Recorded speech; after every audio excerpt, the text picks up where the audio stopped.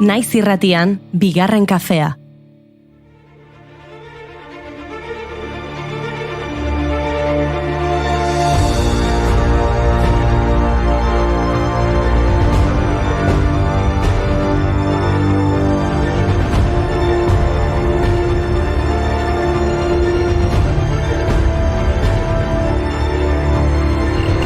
Arratsaldeon, gaur 4 urte Katalunian hautesontziak izan behar ziren protagonistak 2017ko urriaren batean Kataluniaren independentziarako erreferenduma ospatu zuten. Gogoratzen?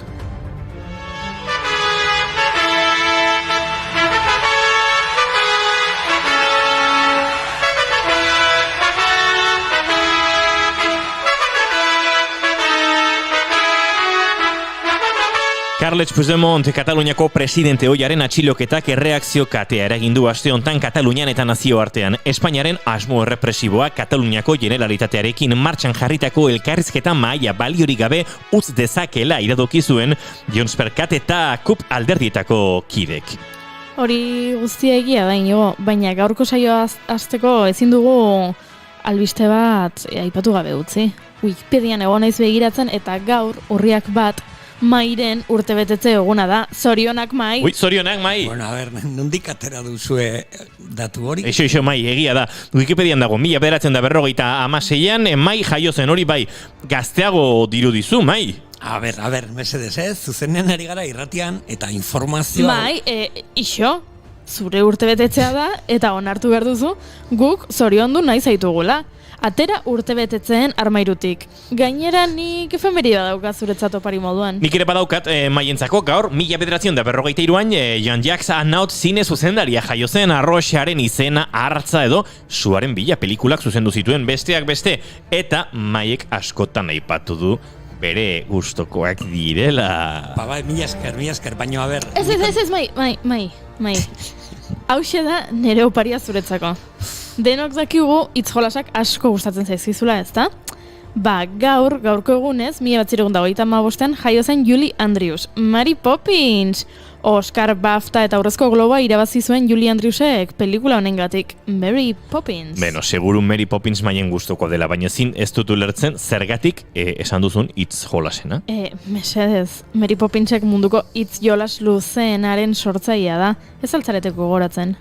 It's supercalifragilisticexpialidocious, even though the sound of it is something quite atrocious. If you say it loud enough, you'll always sound precocious.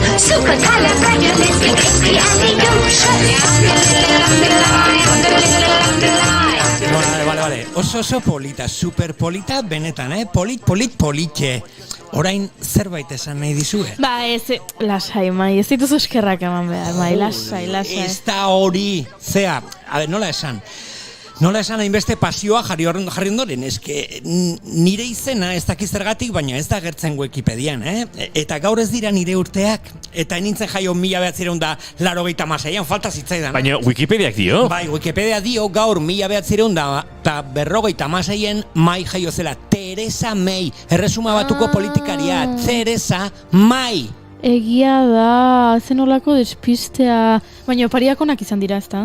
Bai, egia esan pilo bat, Jean-Jacques Annaut, Mary Poppins, ederra. Eta gainera oso eruditzen zait, efemerideak oparitzeko ideia, Ea ba, imaginazio pixka bat, eman ezagun gaur nire urteak direla, zer oparitu nahi didazue?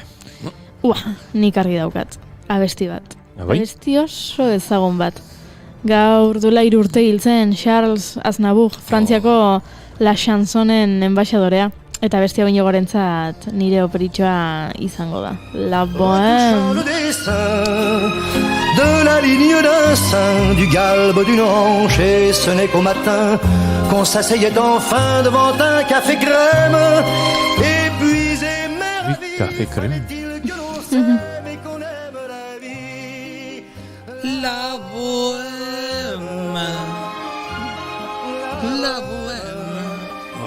Izugarri polita bestia. Nik ere opari eder bat daukat Inigorentzako, imaginari hortan.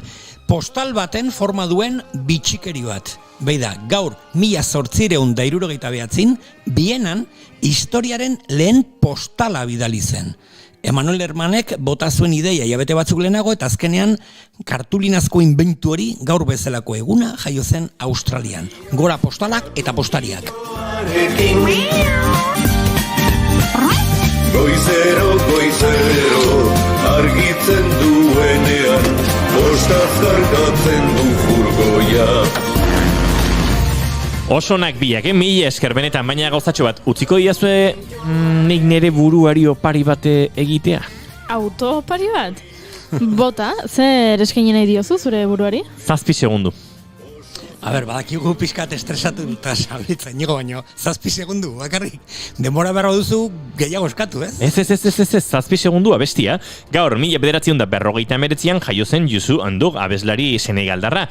Erreferente handi honek nene Sherryrekin abesti hau argitaratu zuen 1994an 7 seconds. Just as long as I stay, I'll be waiting.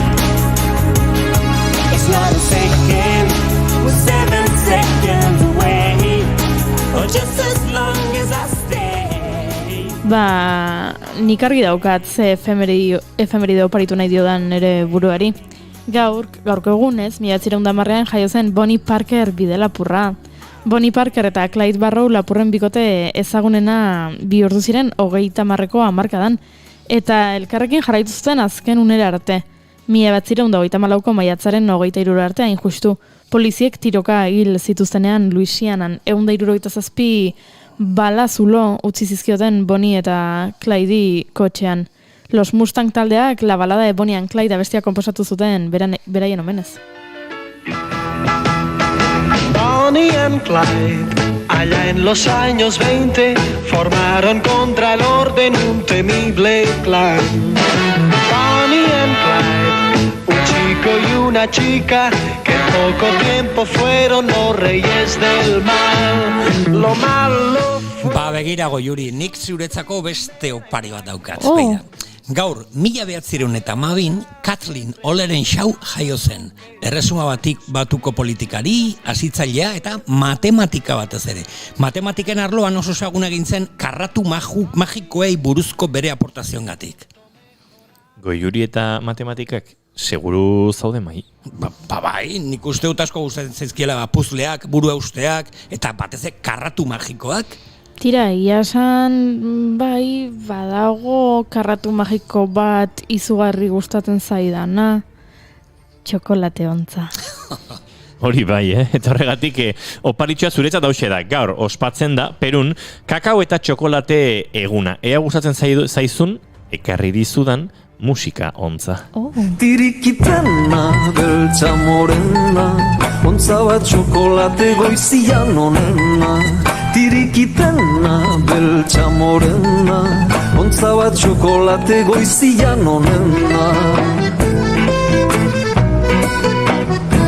Txikia izan arren izan lekea bila, biba elantxobeko tambori. Aizu ekipo, zapore ezin hobe honekin saioa hasteko prest gaude, ezta? Noski baietz, eta gaurko gonbidatuek ere hau zapore derra utziko digute zalantzari gabe. Ahazte zina, alde batetik Jon Rodriguez eta Peio Alberdi izango dira gurekin. Bueno, tira gurekin, bideodei bidez. Urruti daudeta. Ane Gebera ipuin kontalaria eta aktoreare etorriko da, eta ez da faltako gure tribuaren jakintxua den Kontxita Beitia. Orduan badakit nola definitu gaurko irratsaioari. Superkafe fragilistiko espiali dauzo! Ai, ama, arratsaldeon guztioi urriak bat du gaur eta ostirala da, ongi etorri guztioi bigarren kafera.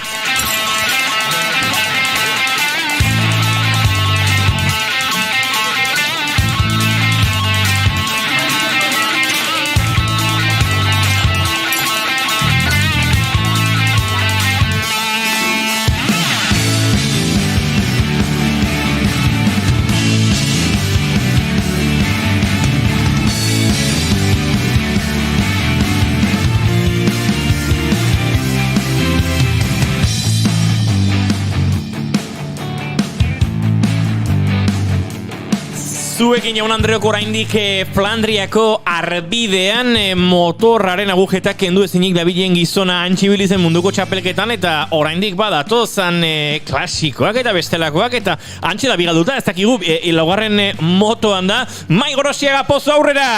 Arratxaldeon Goiuri motorra, urezko motorrakin abil Mediterraneoa zeharkatzen Siziliara llegatzeko zeren atzo Alejandro Valverde irabazi zuen Siziliako turreko etapa, haupa Alejandro, haupa zuek, arratsaldeon!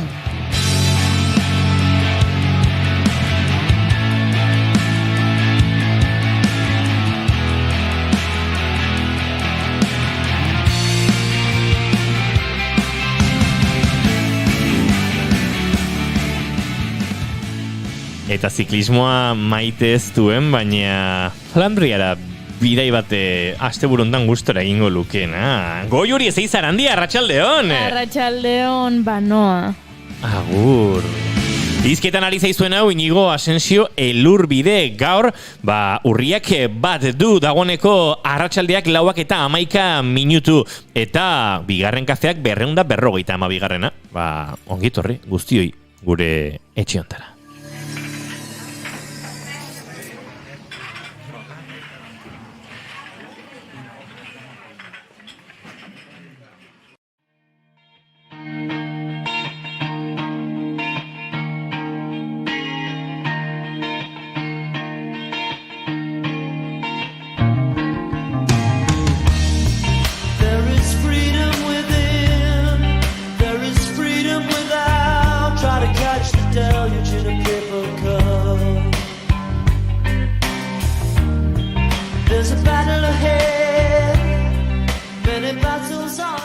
Eta guk maite duten tartean murgildu beharko dugu.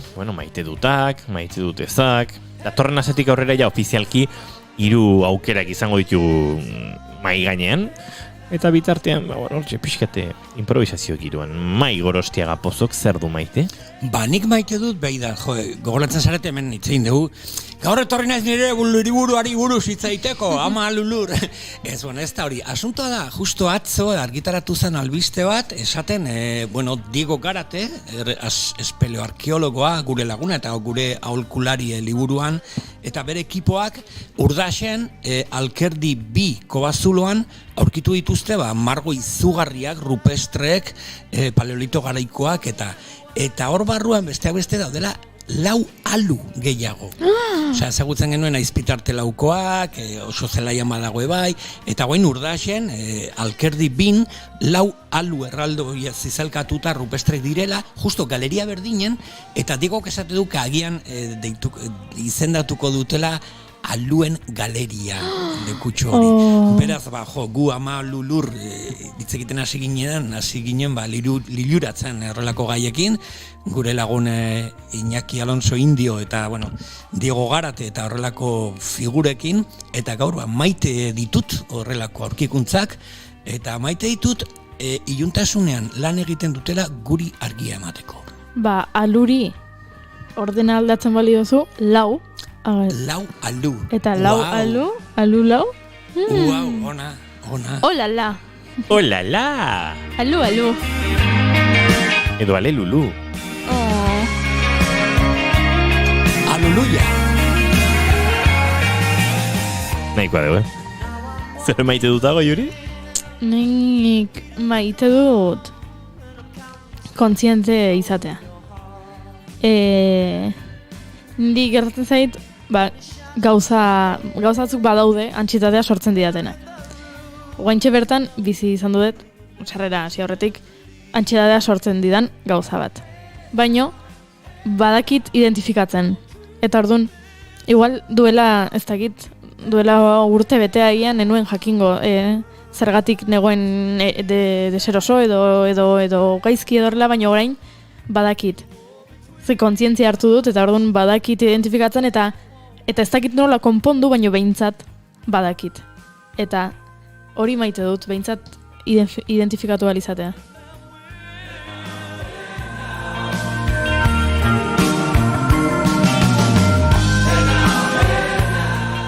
Nik maite dut gaizki hasi eta goxo amaitzen diren asteak. Eta gaur ostirala da, badaukat gogo astea bukatzeko ez pentsa. Asteburu ere potolo dator, gaur arratsaldean kontzertua, bihar eta etzi hainbat lan eta gauza. Baina bai, ez dakit esperantzari nolabait heltzen diogula batzutan eta amaitzen ditugula asteak osorik edo gutxi gorabehera osorik.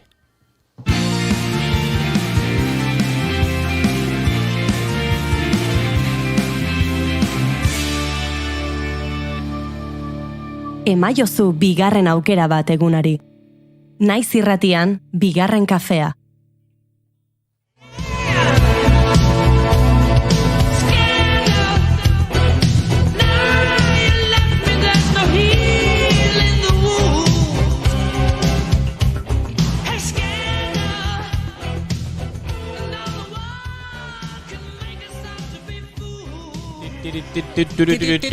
Eskandalua, Snake Fuse.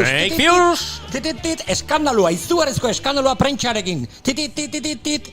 Queenen abesti ze polita eskandale, kejatzen pixka prentxa, periodisten presioa eta ze hori. Snake Fuse, hau xea, titularra, gaurko Snake Fusean. Hau, gezurrutxa dela, horrek ez du esan nahi, barrun egiazko daudela. Egunkariak hemendik aurrera tematikoak izango dira. Nola? Ondo entzun duzue bai. Egunkariak hemendik aurrera tematikoak izango dira. Osea, salmentak asko jetxi dira. Eta egoera hori aurre egiteko, munduko prentsa elkarteak hori erabaki du. Kostuak gutxitzeko, periodiko bakoitzak bakarrik gai konkretu bati buruzko informazioa zabalduko du. Asko kosta zaie, baina azkenean gaien banaketa osatu dute. Hauxe, jakin nahi duzu ezin da ze egunkariak, botako Noski. eta ze gaiak eta bai da. Hauxe da, gaien eta egunkarien zerrenda, munduko prentsa elkarteak erabaki duena, Hemendik aurrera, adibidez, bakizu ze egunkariak itzeingo du eguraldiari buruz? Zeinek. Odeia. Wow. Odeia. Arrapatu, hemendik oraino, Bale, guazen. Hemendik aurrera, ze egunkaria tratatuko da sumendik eta erupzioak eta horrelakorik. Lava, guardia.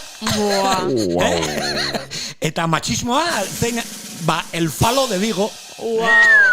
Nor tratatuko du korrupzioa, betikoa, el presidiario vasco. Eta paktoak eta ate giratorioak eta horrelakorik, el carreo. Ze periodikoak tratatuko du adibidez estetika eta depilazioa, diario público. Nor arduratuko da komediari buruz hitzeiteko, Algara. Nork idatzeko du herrietako kronikak? Tribuna, edo beto esan da, tribuna. Tribuna.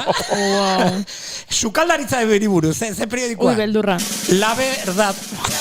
Mama. Mai, mesedez. Veganismoari buruz, zein? Bela razón.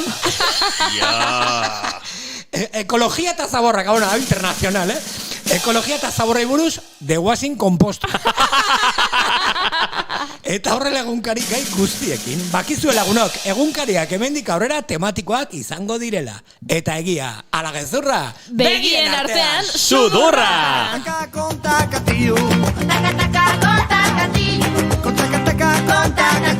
Konta, beti gezurrak ezate, jatetu inor sinisten. Beti gezurrak ezate, jatetu inor sinisten. Beti ondoko zarakan, kala una. Bizkarretik ematen dura bankada, kala, bizkarradakan. Beti zaude ondoko zarakan, kalakan. Beti ondoko zarakan, kalakan. Con taka-taka, konta-katiu. Konta. Kontakizuna kontatzen. Konta-taka, konta-katiu. Konta. Ez bakizunak ez batzen zen. Konta-taka, konta-katiu. Konta. Beti gezurrak ezate. Jatetu inor sinisten. Beti gezurrak ezate. Jatetu inor sinisten. Ostirala da, bigarren kafean, naiz irratiaren sintonian, Mairen txiste onenen zerrenda hau, eta gero... bai, nahi, oiarra de hacer gallo. Emozioa. Pagoaz, aurrera, zer ba.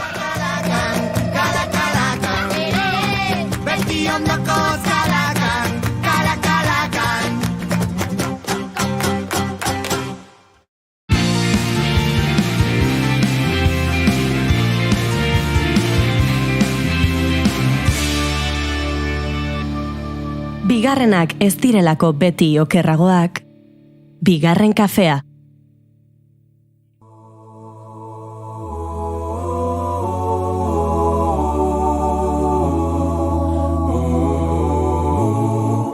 Così si keleli Afrika Manu pagani su ponolwayo Izwa imitanda zoyetu Così si kelela Tina lusa polwayo Murena bulu kasechaba saesu Egian esan ez dakigu Ego Afrikan musika hau entzuten duten tarteka bai, norbaitek akaso entzungo du, baina badakizue, ostiraletan ibiltzen garela, gure bidaiarien pausuen atzetik, ez dakit, giro haiekin, latitude haiekin bat egin dezaketen musiken bila, batzutan asmatzen dugu, bestetan gutxixiago, batzutan frikixamar jartzen gara, eta eskala pentatonikoen jatorriak eta aztertzen ditugu, baina kontua da, aurten eta bigarren kafeak, bigarren astea amaitzear duen honetan, badauzkagula bat berrikuntza, batzuk joan gara, orain arte kontatzen, beste batzuk deskubritzeko izango dituzue, eta hoietako batzuk gaur bertan aurkezteko moduan izango gara. Ibili munduan tartean, ostiralero, orain arte Angel Cuerdo, Josu Iztueta eta Agurtzane Belauntzarenek osatzen zuten bidaiari talde hortara, fitxaketa berri bat, edo fitxaketa berri bikoitz bat egin behar diogu, eta gaur aurkeztu behar dizkizuegu, Ego Afrikan diren Jon Rodriguez eta Peio Alberdi.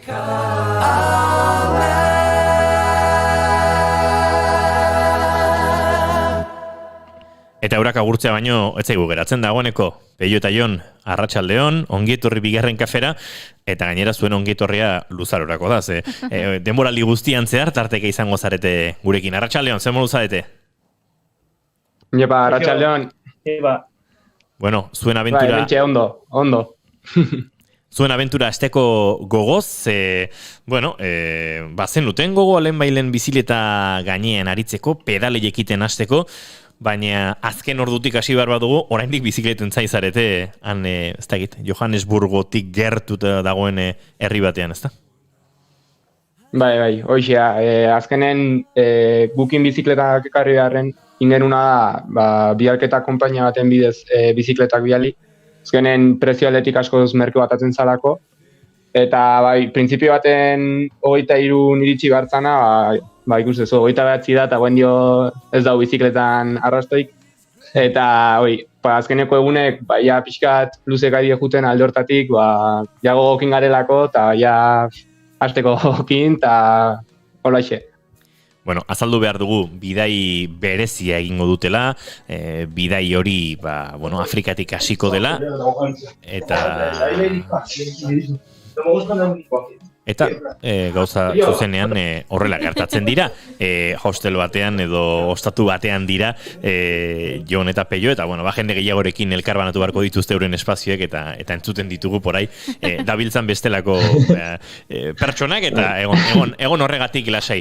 Baina kontua da, biak ingenieritza mekanikoa den masterra edo bukatzearre edo, bukatuta dagoeneko, baina bukatzear zinetela erabaki zenutela, ez horrelako abentura bate martxan jartzea, lan munduan murgildu horretik, beste herrialde batutan goiuri baloikoa izaten da, ez?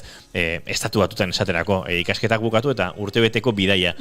Bidaiak beste modu batekoak ere egiten dituzte. Honek, beste kolore bat ere badu. Ez dut helburu berdina izaten. Hori da. Eta zuek, erabaki zenuten, kontegu zuen nola eta nondik, oso bidai berezia egitea, eta oso gai konkretuaren ari jarraika edo, ezta? Egia esan, karreran ginala eta, afari artean eta broma artean, beti ote ginala esaten, karrera bukatean, mundua bisitatuko dugu, bietzeko asmoak bezala ikuste ginen. Eta, bueno, hasiera batean broma zana, aurten esan genuen, Jon, jungo gea, o broma hau egia bihurtuko dugu. Eta hola eskatzen ginen, prestaketa egiten, eta hola. Eta beretzat moatzen munduai buelta ematea. Ez genekin nola, mundua ezautzea, kultura ezberdinak, toki ezberdinak, eta buruei bueltatuko baten, bizikleta munduare guztaz egut, esan genuen, bizikleta hartuko dut eta zikloturismo modun jungo gea, herrialde ezberdinak bidatzea eta hola, bitxitatzea eta hola, eta baiet. Eta hor sortu zen. Eta, ikusi genuen urtebeten munduei buelta emateko komerik egiko genitula, pedalka asko marko genitula, eta pentsatu genuen toki konkretu batutan muitzea. Eta bi horien artean Afrikako zati bat eta Asia erabaki genitun. Eta hor, biziz programa edo biziz proiektua sortu zen, baina zer da biziz? Ez dakit, ideia guzti honen edukiontzia edo nola definizakegu biziz? Azkenen ikusi genuen, urtebeteko viajea eta hola pixkat txura hartzen izala, pixkat nahi genuen, pixkat identitatea eman imarren un bidaia eta hola, eta biziz izan zen, momentu baten hola hitzaiten, izena jarriko egungo egun bidaia, eta logoa, eta hola, eta azkenen bizikletaz inbarden bidai bat danez, eta azkenen leku berrik bizi behar ditugunez, kultura berrik biziz, izena okurritu zegoen, eta horrekin aurrea. Horrekin lotuta igual, forma ematen hasi ginean, proiektu itxura bat pentsatu genuen ematea bidaiai. Zesaren, urte utzua bizikletan, igual espertu ingo gara, orduan beste zerbait egingo dugu. Eta hola bueltaka hasi ginean, eta pentsatu genuen gobernuz kanpoko erakunde ezberdinak bisitatu eta bertan lan egitea. Orduan izango zen, rekorridoa pixkatin, egun bateko 80 kilometro, eta bi aste pasa gobernuz kanpoko erakunde baten. Eta pixka behiekin harremanetan jarri ginen, eta esan ziguten, hori etzala bidablea, behaiek eskatzen dutela denbora 6 hilabetetako olako ipe bateako lanaldi bat o laguntza bat. Eta, nola pixka horrekin ginen, esan, goazen bitxatzea beste mogatea nola aldeun ideia honekin jarritu.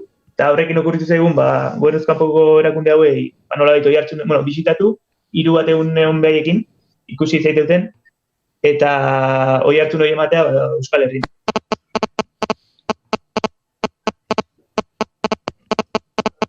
Dauzkagu alako interferentziak, baina uste dute ondo entzuten gaituztela Jon eta Peio. Jendeak pentsatuko du, horrelako abentura bat egiteko batek behar du alako disposizio fisikoa edo ohitura bizileta gainean zuek kirolariak bazarete, ez dakit horrelako bizikleta lansaioak egin izan dituzuen edo egin dituzuen inoiz, ohitura baute duzuen, ze puntutarainoko abentura da hori ere, biziletan hainbeste kilometro egiterena.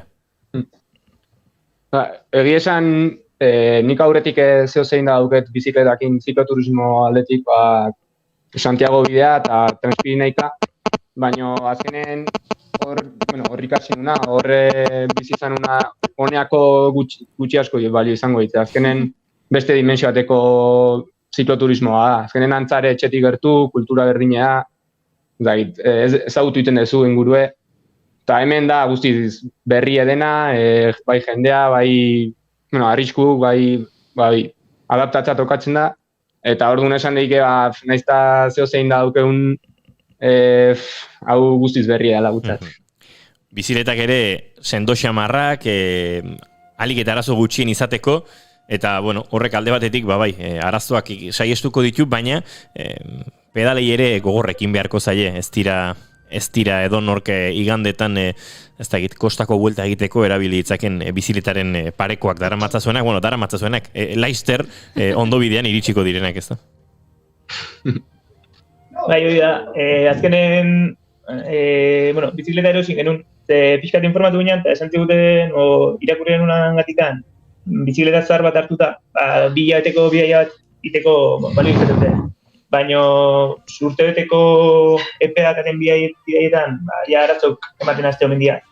Eta blog askotan hori irakurri genuen gati, esate zuten bintzat, ez da hola zer txarragoa holako bidai baten bizikletan arazo baino. Azkenen baliabide gutxi daude konpontzeko inguru hauetan, ez da, Euskal Herrin bezala denda batean joan, eta ja repuesto guztia eskatzula, burua egueta gehiago martizkio askotan gauzak konpontzeko.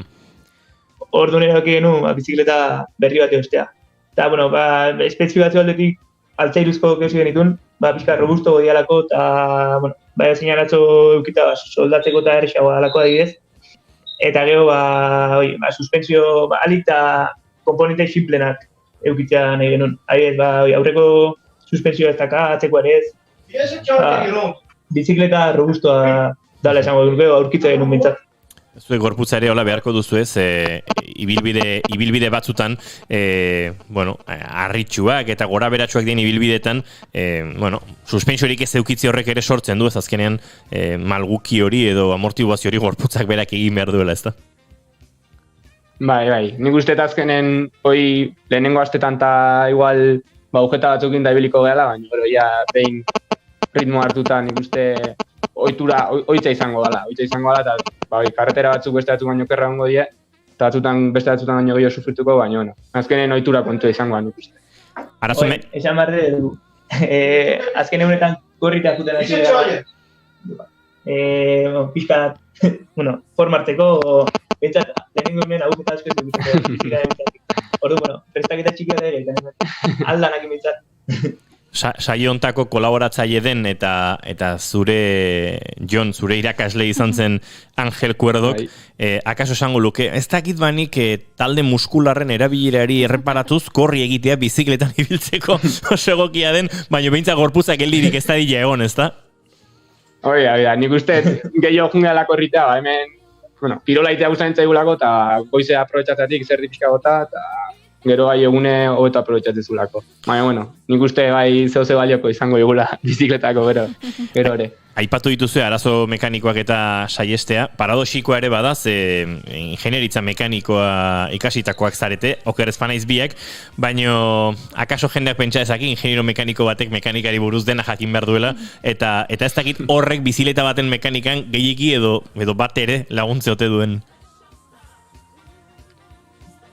Ez dakit, gauza batzutako segurazki azkenen ibili da, proiektu ezberdinak egiten eta gauza ezberdinak montatzen, baina, azkenen hemen esan du metzela baliabide ezberdinak dira, bai.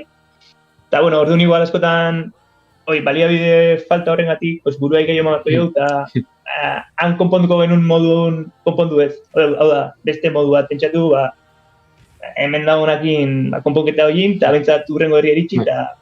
Nik uste dut gaina ikasketak, ingenieritzan mekaniko ikasketak ez digutela askoa balio izango, baina aurretio bizikleta mundun taula beti izan dugu interesa, eta beti salsea du bizikletakin da, nik uste ezagutzen deula, arazo oso potoloik ez da erratzen dintzat. Aurretiko aukera eukiko deula. Espero du bentsat. Ustez.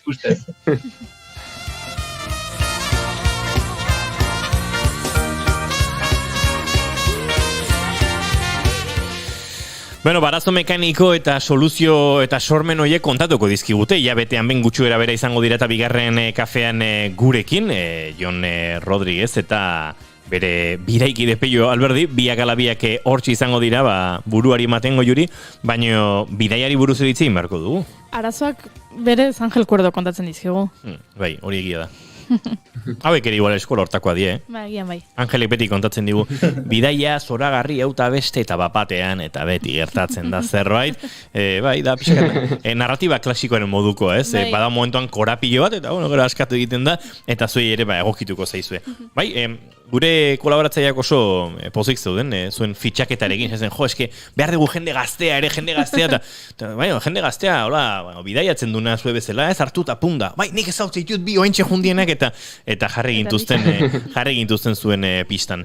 Baina Afrikan dira goiuri, eta haze bidaia daukatena aurretik, lehenengo Afrikan, gero Asian, enbidia puntu bat ere ematen diguz, Bai.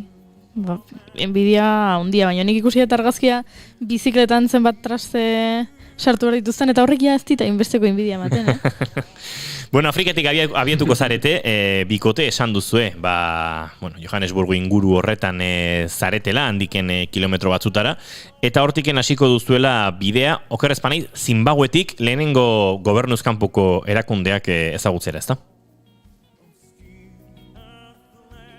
Bai, hori da. Oain, Zimbabwe, zazpigun barru, bizikleta iritsi eta zazpigun eta gabasmoa Zimbabweko muga pasatzeko.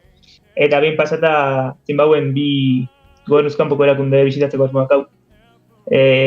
Bat Euskadi kopera, eta gero beste bat, han Buluaio herrin daun... Free to be will. Free to be will. Zieten buru etortzen izena. Eta bai, berez, behekin, aurretik itzenak hau, egun batzuk pasatzeko asmoa nola behekin, eta, horrela biali dieu, eta berez, harremanetan gaude behekin, orduan pasatzeko intentzioak egin. Kanpintenda daramazue bizikletan, hori da intentzioa, kanpintendan lo egitea? Bueno, esan digutenan arabera, guandio ez dugu oso ondo kontrolatzen hemen loaldik taula nola ingo ditugun, baina hoi, printzipio baten ingo dugu, ostatutan edo kanpinetan lo. Gero aita esan digute, posible dela, zu herri batea jun, eta hango jendekin hitz egiten, jende asko batek zabaltzeiz gizula, eta, bere terrazan hola leku bat iten dizula.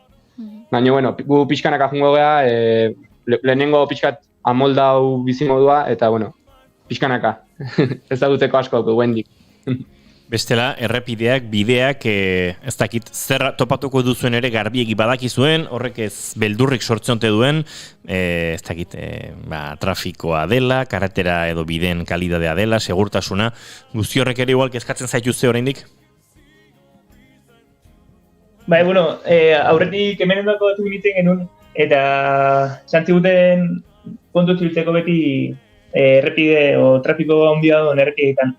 Ze, han Europan o Euskal Herrin bizikletakin kotxen ibiltzea o bizikleta duen tokitan ibiltzea ohitua gaude. Askotan ikustea zikloturistak karreteran, baina hemen ez daudela inoituta. Orduan, kontu estra bat eukitzeko karretera, trafiko hondiko karretera. Orduan, gure helburua izan da pixka bigarren karretera sekundario oitatikan itea ruta balik eta kotxe gehien, kotxe egin ez topatzeko bintzat.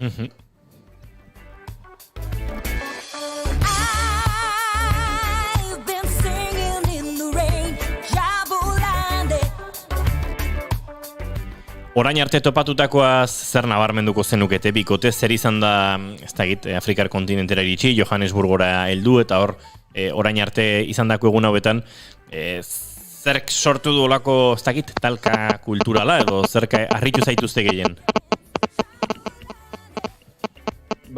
Nik uste tola asko harritu diguna dela, hemen herri guztitan da hiri guztitan etxek die, txaletan txeko etxek, pixu asko ez dituzen etxe behintzat, eta denak izan dute jardin bat, eta esituta ere etxe guzti.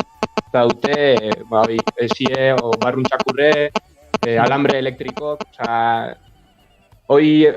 hemen Euskal Herrin ikusten ez dana, hemen nola gehiena inpaktau ziguna lehenengo egunetan, hoi izan zen.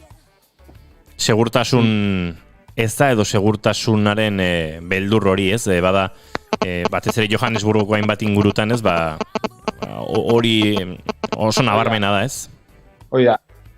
Eta hori etorri aurretik komentau ziguen, eta horregatik etorri geha Middelburg herri honta. Azkenen esan ziguen hiri handitan, eta batez ere Johannesburgoan lapurreta eta kasu asko duten diela.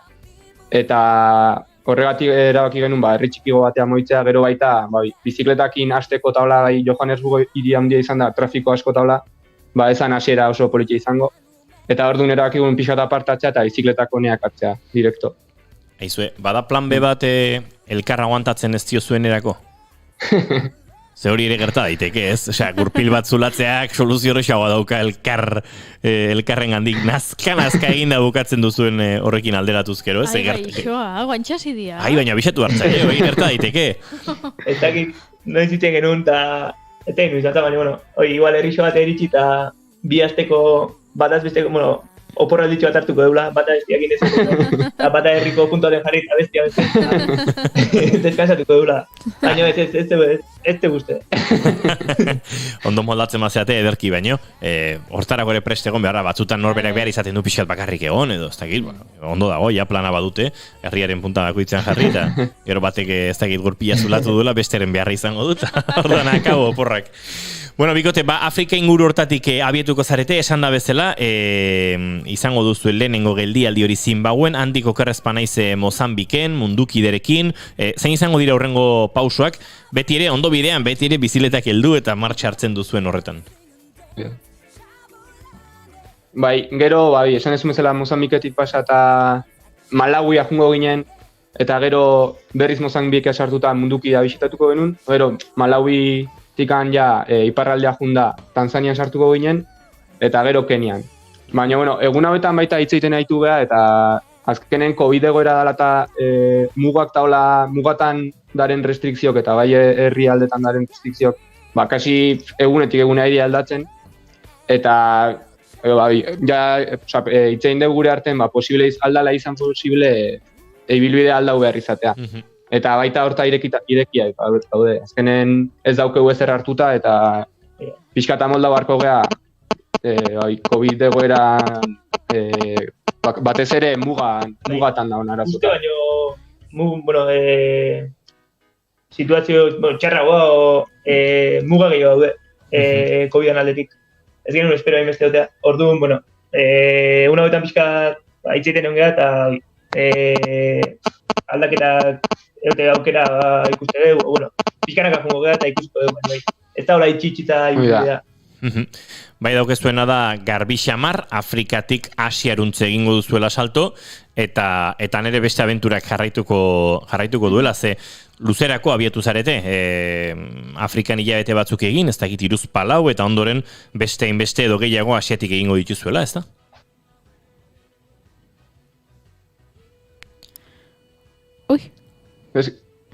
Moztu inda, Lasei, bai, ez, iraupenari dagokion ez ere, bidai luzea dela, 4 hilabete behintzat Afrikan egingo dituzuela, gero beste edo gehiago, Asiara salto egin ostean, noizarte, noraino, horrek ere badu mugarik, edo ireki xamar dago, ibilbidea bezalaxe?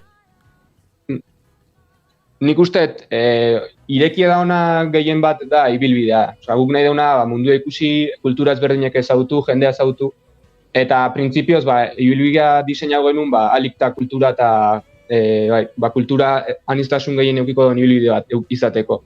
Baina esan izugun bezala, guain COVID egoerakin gauzak asko ari aldatzen, eta orduan nik usteet, probablena ikusten duguna, da urtebeteko bidai bat, baina ibilbidea pixkata moldatzen aurkituko dugun aldaketakin. Baina gehien gustako zitzaiguna da, hasiera baten aurkeztu genuen ibilbidea ikutzea.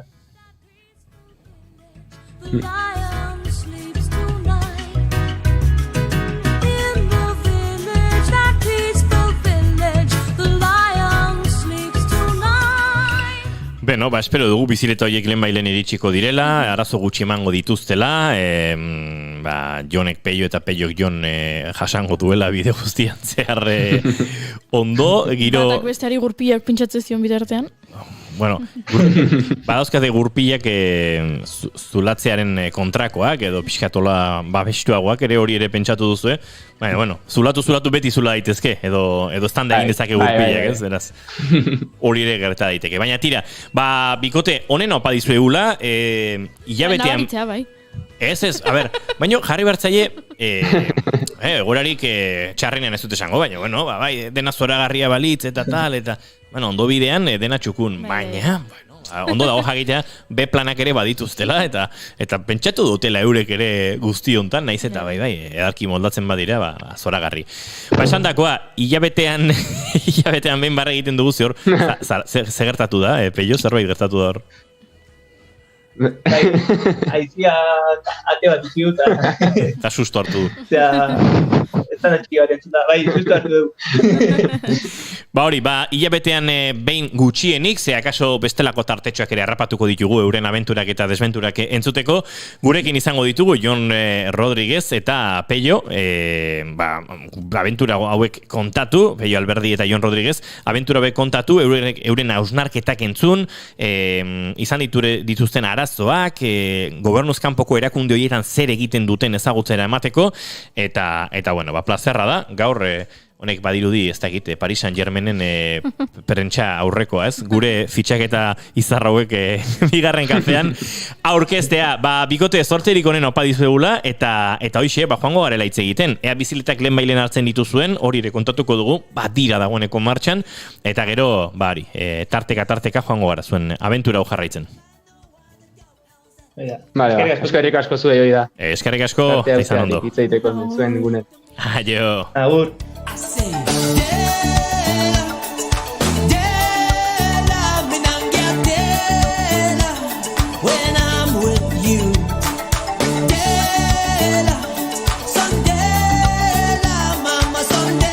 Eta guk Johnny Clegg eta Zabukaren dela kantu honekin aurrera egingo dugu, bagatoz bueltan Afrikatik Europara eta bagoaz aurrera bigarren kafean. I've been waiting for you all my life, waiting for redemption. I've been waiting day and night, I burn for you.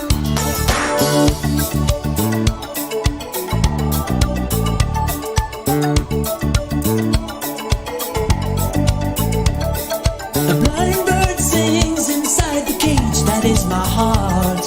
The image of your face comes to me when I'm alone in the dark.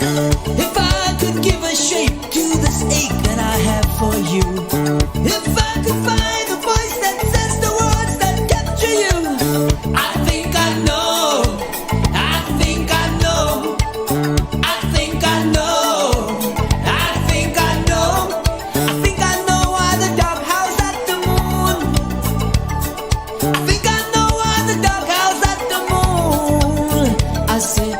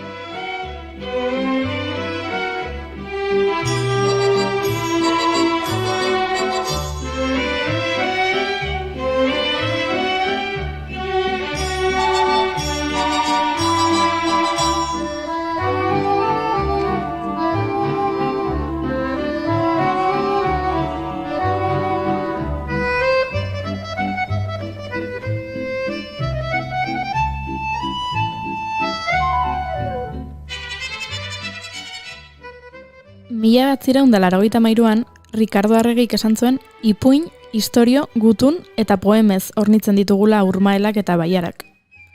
30 urte lehenago, 1963an, Pako Aristik honako idatzi zuen. Ipuinetatik, elurra eta tximiniak interesatzen zaizkit. Agozko literaturatik, irudiak. Zientziatik, etorkizunerako promesak. Musikatik, malenkonia, eta geografiatik, mendi eta aranen izenak.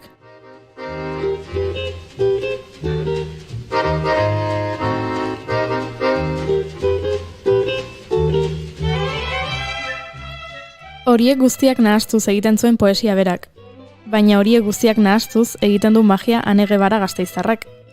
Eta horren inguruan hitz egitera etorri da gure ipuinen laborategira.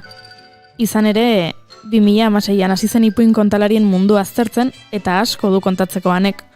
Adibidez, ardilatxa oianean galdu zenekoa, harriak kontatu diotena esan beharko digu, eta orgasmo baten historia ere kontatu beharko digu.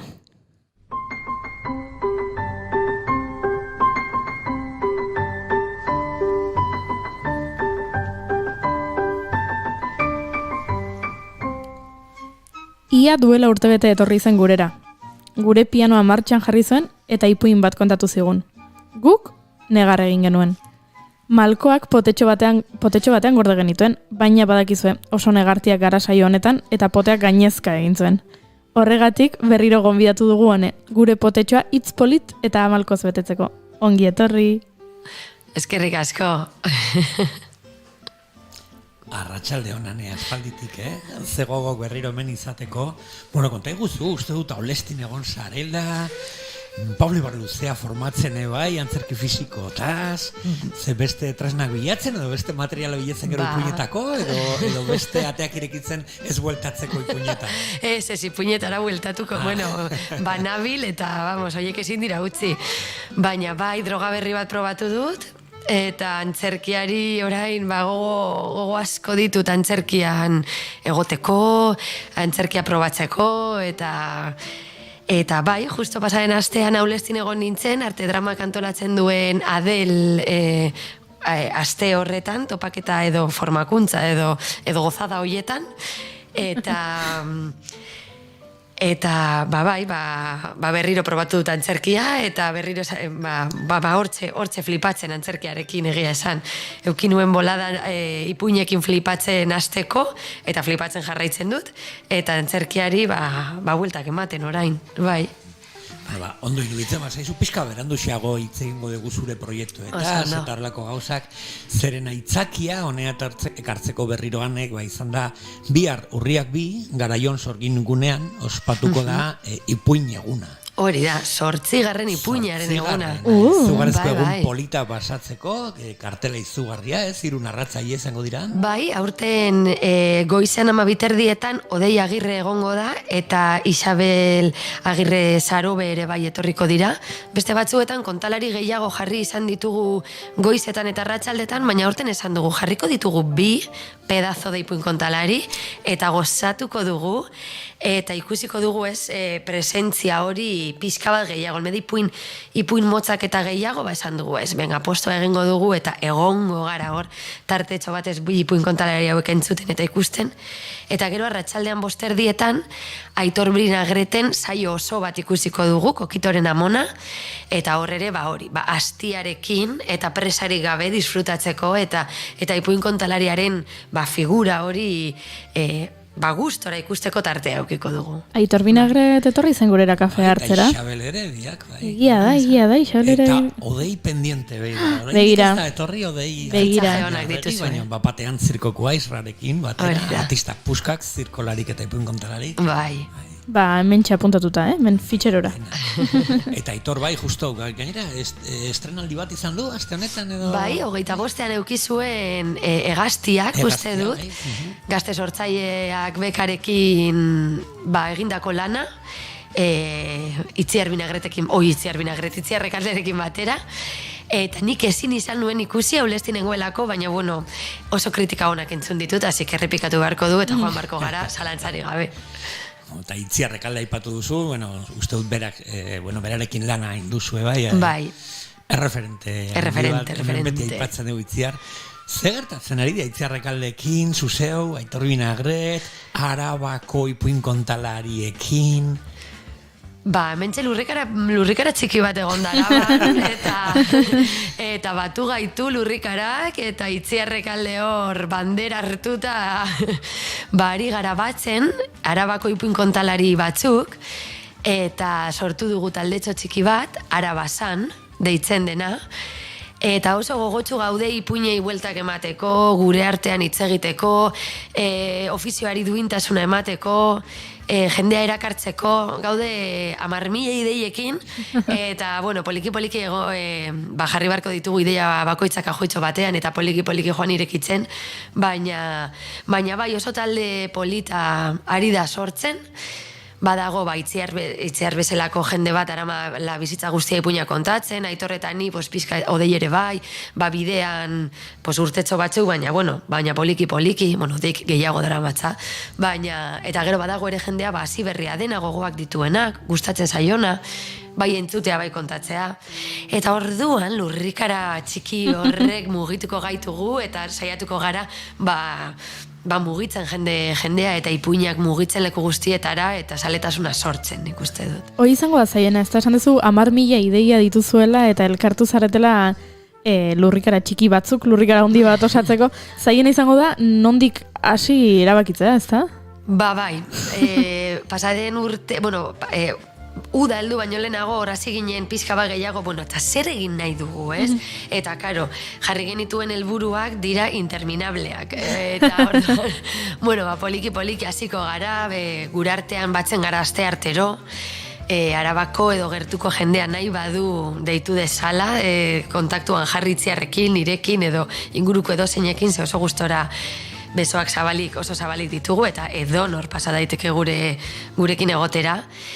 Eta, gutxika gure artean hitz egiten, ondo pasatzen, elkarri gauza kontatzen, zalantza pila bat ditugu denbora guztian, eta bla, bla, bla, luze bat, baina poliki-poliki helburuak finkatzen joaten garen, eta poliki-poliki, hain zabala den narrazioaren munduan, sartzen joaten garen, eta ezagutzen hasten garen, eta kontatzen dugun, eta plazak betetzen ditugun, eta harreman oso estua Garaion Sorgingunearekin beti, ez? Hori da, hau sortu da, Garaion Sorgingunak 8. urtea delako ja, ipuinaren eguna egiten duena, orduan, karo, hasia ja, landatuta zegoen, aspalditik, eta poliki-poliki joan gara batzen, eta pasaden urtean erabaki genuen, zela garaia nahi genuelako, eta beharra ikusten genuelako, batzeko, eta egiteko gauzak ez oso hori helburu handia jarrita, baina gutxienez ipuinei bizitza bat ematen eta jarraikortasun bat eukitzen ipuin kontalariak garenak eta izan nahi dugunak formatuak egon alizateko, jakituria pizka batekin gaiari hartzeko, ez da gai erresa, eta ditugun mugimendu guztiak batera mugitzeko, ez, pizka bat hor egiteko sopa goxo bat. Nik egia zen, 4-5 urte hon naiz, ipuinaren egunan, Garaion Sorgingunean, eta izugarri ondo pasa dugu beti, familian joten gara, denok. Iaz adibidez egon zan Iñaki Carreteroen erakusketa, bere pop art liburuekin, eta superpolita ere. Ez dakit, norbait ez badu ezagutzen Sorgingunea joan behar da. Nahi badezu goizean eta txaletetan bazkaldu, bestela atera bazkaltzeko eta txalen bueltatu, ipuinak entzuteko, nahi duzuen moduan plan polita. Oso leku goxoa da, eta gainera Arabasani bez izugarriari da ematen, beraie dira gure hasia landatu zutenak, eta orduan dira gure madrina bezala, edo ez dakit nik, edo gure sorgina bezala dira.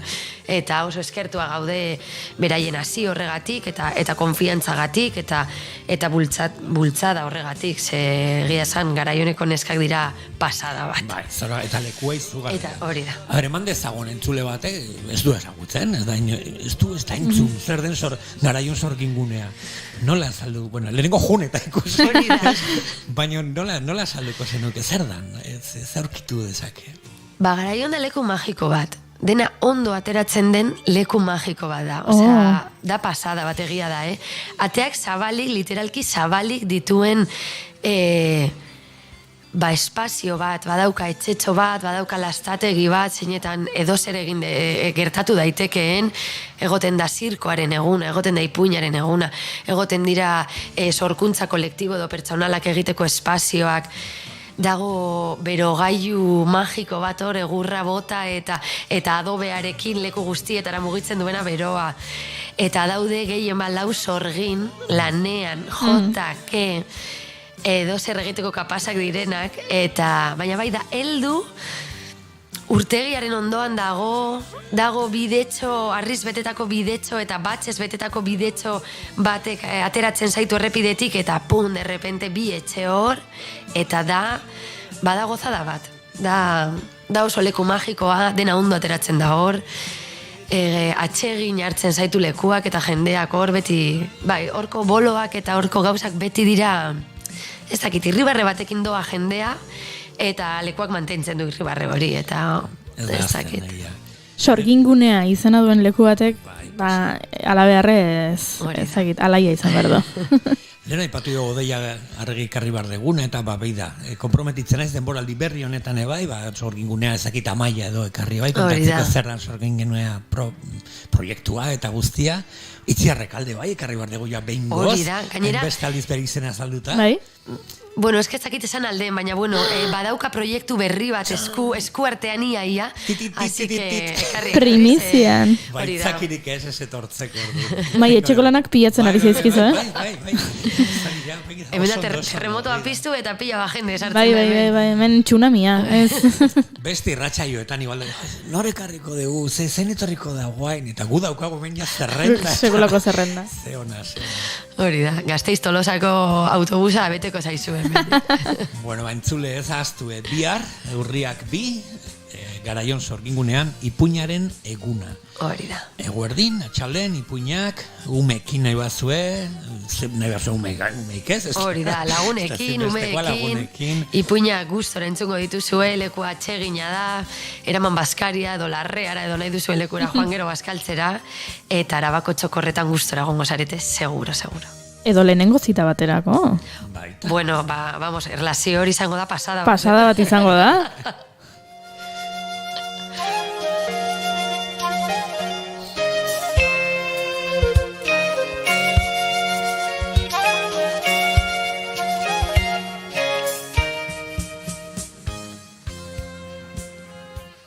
Bueno, eta hasiko gara pixkanaka berreskuratzen zure azken proiektu, kontatu adidez. Eta kitorik ez, Josune Belez de Mendizabalekin, Las Bobe, ze aventura, zer da hori? Les Bobe aventura, bai, hone filme baterako ere emango zuen. Hori Gazte Sortzaileak beka batekin hasi zen, eta antxe Josunerekin eta Jason Gerrarekin batu ginen, eta antzerki absurdo eta divertigarri bat sortu zen. Egin ditugu 10 bat bolo edo, bueno, ez bagara heltzen hortik egongo gara, eta justo urriak 15 Garaionen egongo gara, eta kitxorik ez antzeslanarekin, begiraztuta nuen, baina ez, hortxe egongo gara. Beraz ere, beste aukera bikain bat, Garaion ezagutzeko, eta parre batzu botatzeko. Eta gauza da, eta kitxorik ez, oso asko batu gintuen, bai Josunerekin, bai Jasonekin, iruren artean, eta gerora Josunek eta nik, Metro Kuadroka konpainiarekin batera beste antzerki txikitxo bat egin genuen, sortu genuen, Txilinotxak, eta hau beste absurdada bat da, beste lokura bat, Josunerekin batzen naizen bakoitzean, bakarrik zoramenak ateratzen dira, eta parreak, eta hori holtzara eraman dugu, eta Txilinotxak ikusteko aukera izango duzue Bilbon urriaren 10ean ere bai, jaialdiko itxiera galan. Irudiak ikusten ari dira, eta kitxorik ez irudi batzuk ikusi diteu. Uste dute bai, Txilinotxak bideoa aurkitu dezakegu hortik, nahi asko gustatu izan zait, momentu batean orgasmori buruz hitz egiten duzula, ez dakita aurkitu dezakegu, baina... Bueno, zuk eskatu eta gu jarriko dugu, holako behar... Goiuri ondon badaukazu, eskatu nahi desuna... Eske bigarren kafean horrelakoa. Beste sorgina haukago. Hori da, bigarren kafeko sorgina. Ui, gustatzen zait, ez izen hori. Ni beti sorgin. Bai. Baina kontatu bitartean zer... Txilinotxak. Entzuten ari gara. Pieza motza, ordu erdiko, 20 minutuko. 20 minutuko pieza txikia da. ipuin batekin hasten da, goxo, baina bueno, gero dena ez da dirudiena. Eta aldarri potenteak egiten ditugu, oso ondo pasatzen dugu, niretzako oso esplosiboa da. Eta oso ondo pasatzen dugu, eta publikoak ere ondo pasatzen du, ikusten ditu bi pertsona oso natural bere movida guztiarekin buruan eta antzestu eta gorpuztu egiten dituenak, eta oraingoz oso harrera ona izan du. Bai, egiteko gogo askorekin gaude beti. Behitu. Orgasmo multipleak eta simultaneoak zuekin batera zergaitik ez. Eta hau, movida hau, streamingez egiten badugu mundiala izango da. Eta orgasmoak izango dira mundialak, simultaneoak eta internazionalistak. Joder, zergaitik ez. Zergaitik ez, orgasmo, nola zan, internazionalista, multiple... Multiple, simultáneo eta internazionalista. Bueno, zoragarria, hoi da orgasmoaren aldarrikapena. Denak batera holtzan hor, bat, bi eta hiru, bumba! Askotan egiten da, orgasmoarekin, ezakit paralismori metaforari antzerkiarekin, ez? Holtza ateratzen zarenean, bueno... Esplosio momentu bada, ez da? Eta nik uste txilinotzak esplosio momentu asko dituela, 20 minututan kondentsatua, baina bum! Hori zen gure... Guna genuen gauza goxo bat egin, metro kuadrokakoekin, eta bueno, gero Josunetan konturatu ginen, bueno, ez garela oso sakonak, pizka tontoak garela, eta zen dugu zergatik ez, eta tira hor, askatasun guztiarekin sortu genuen pieza, ondo pasatzen dugu, oso sorkuntza izan zen oso, ez dakit, aurkikuntza oso polit bat. Askotan ez duen normaltasun berri, eta igual sortzaile zate gozotasun berri bat, ez? Hori da, ez dakit zer zen hori, baina oso ondo pasa genuen, eta egiten dugun bakoitzean disfrutatzen dugu. Guk askotan egiten dugu hemen txorakeriaren aldarrikapena, eta txorakeriaren aldekoak gehala, ezin dugula egunero serio jarri, eta horrela izango baliz, bizitza oso aspergarria litzateke, eta ez, gu beti txorakerien alde. Hori da. Beharrezkoak. Pizka behar da buru askatu eta absurdora alde egin eta bueltatu eta eraman poltsikoan pixka bat absurdo.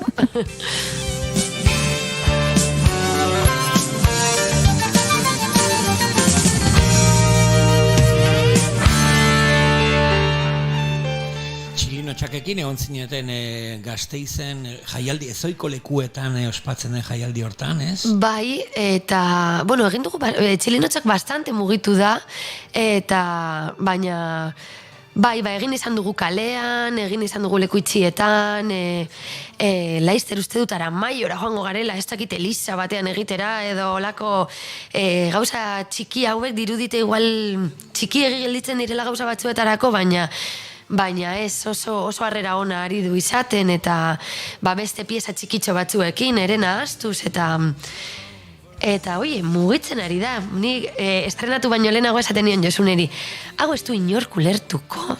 Ez dute ulertuko eta ez dute barre egingo, hau da pedrada bat, hau da gure pedrada, eta zer gertatuko da honekin. Eta izan zen egin, off-lokaletako hori programazioan sartu ginen, bueno, hor aukeratu gintuzten, eta hor egin genuen, eta ez dakizen bolo egin genituen 8 edorrela jarraian egin bar ziren, 4 egunetan, eta esan nuen, ostras, jendeak ulertzen du, jendea absurdoa da ere bai, eta hemen gaude erakusten, eta izan zen kristo subidoia, bai.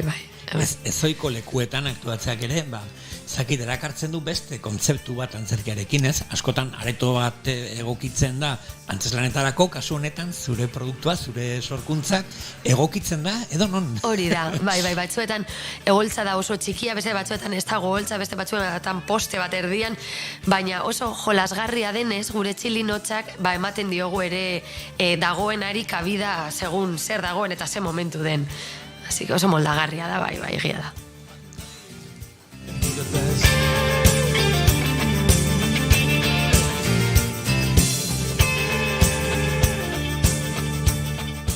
Eta norbaitek jakin nahi badu, hau Jethro Tullen Budapest da.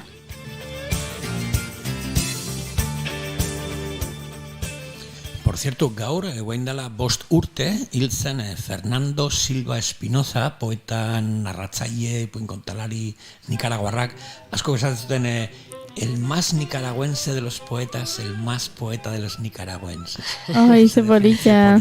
Bai, ze polita. Zure ikuskizun guztietan naiz antzerkia, ipuina, teatro fisiko, txotxongiok, ukitzen dituzunean beti poesia da batzetik, ez? Pues ala saiatzen naiz, gutxienez zer eukitzen izkutatuta dagoen zer, baina agerian uzten dena ere bai ez igual. Osa, beti dago bigarren alde hori, edo beti dago ez dakit bihotz edo gogo asko dago egiten den guzti horretan, ez? Eta orduan beti dago ez dakit gauza goxo bat edo ez dakit beste alde bat dauka beti ikusten dena eta ez dena ikusten horren artean dagoen, ez dakit. Hor, bueno, holtzara eramaten den guztia inbeste gogorekin dago eginda, ez da. Etorri zait burua, guain dela hilabete batzuk, Juan Mayorgak antzerkidazleak esan du esaldi bat, antzerkira etortzen direnak, atera behar dira, etorri diren baino galdera gehiagorekin. Ez, horrelako ze garrantzitsua, ez? Bai, hori begira gogoratu naiz ere, pasaren urtean Pablo Ibarluzearekin egon nintzen ikasten teatro fisikoa, eta horrek esan zigun, hemen egongo gara 8 hilabete, baina atera behar zarete, etorri zarete, baina galdera askoz gehiagorekin, oza, hemen probatuko ditugu gauza pila bat, baina atera behar zarete galderekin, eta ez da dengoen, kaduela letxe, ez gara esertaz enteratuko inoiz, ez dugu eser jakingo, baina galderak eukitzea oso ona da, ez? Askotan erantzunak edukitzea baino, hobea. Ate gehiago irekitzen du, desde luego. Hori da. Hemen uste dut noiz baita aipatu Nicolás Buenaventura, narratzaile kolombiarra, Parisen bizi da, bere saldiren bat dela alde batetik daude galderak, beste alde batetik daude erantzunak, ipuina justu erdin bizi dira. Ai, ze balita, egia da.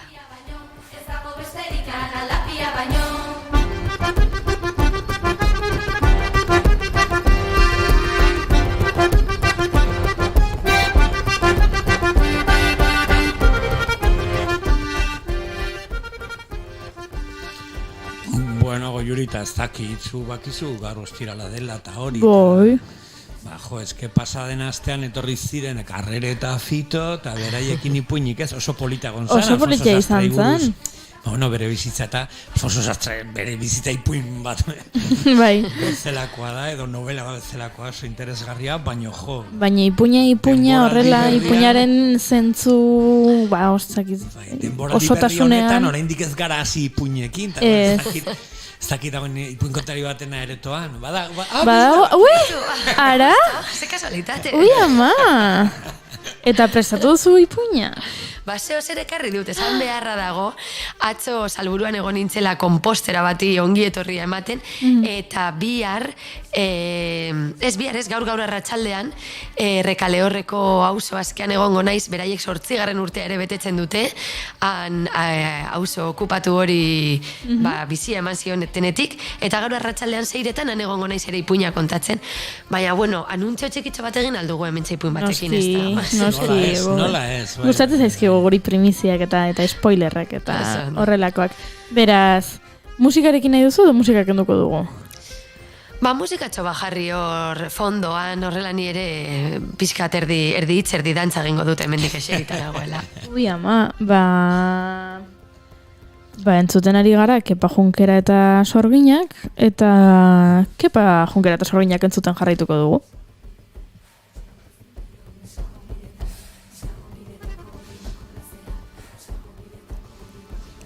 Zuekin, Ane Guevara.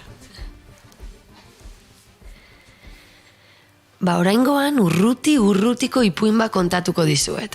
Edo agian esain urrutikoa, ze Solgo gizona larre berde batzuetan bizi zen. Euskalo ze larre berdeetan, baina hemen inguruan baditugulanik badakit. Eta Solgo zen gizon bat txikia, argala, arropa zahar eta zabalekin jantzia, eta zapi batekin 4 korapilo eginda, motxila bat zeraman beti gainean.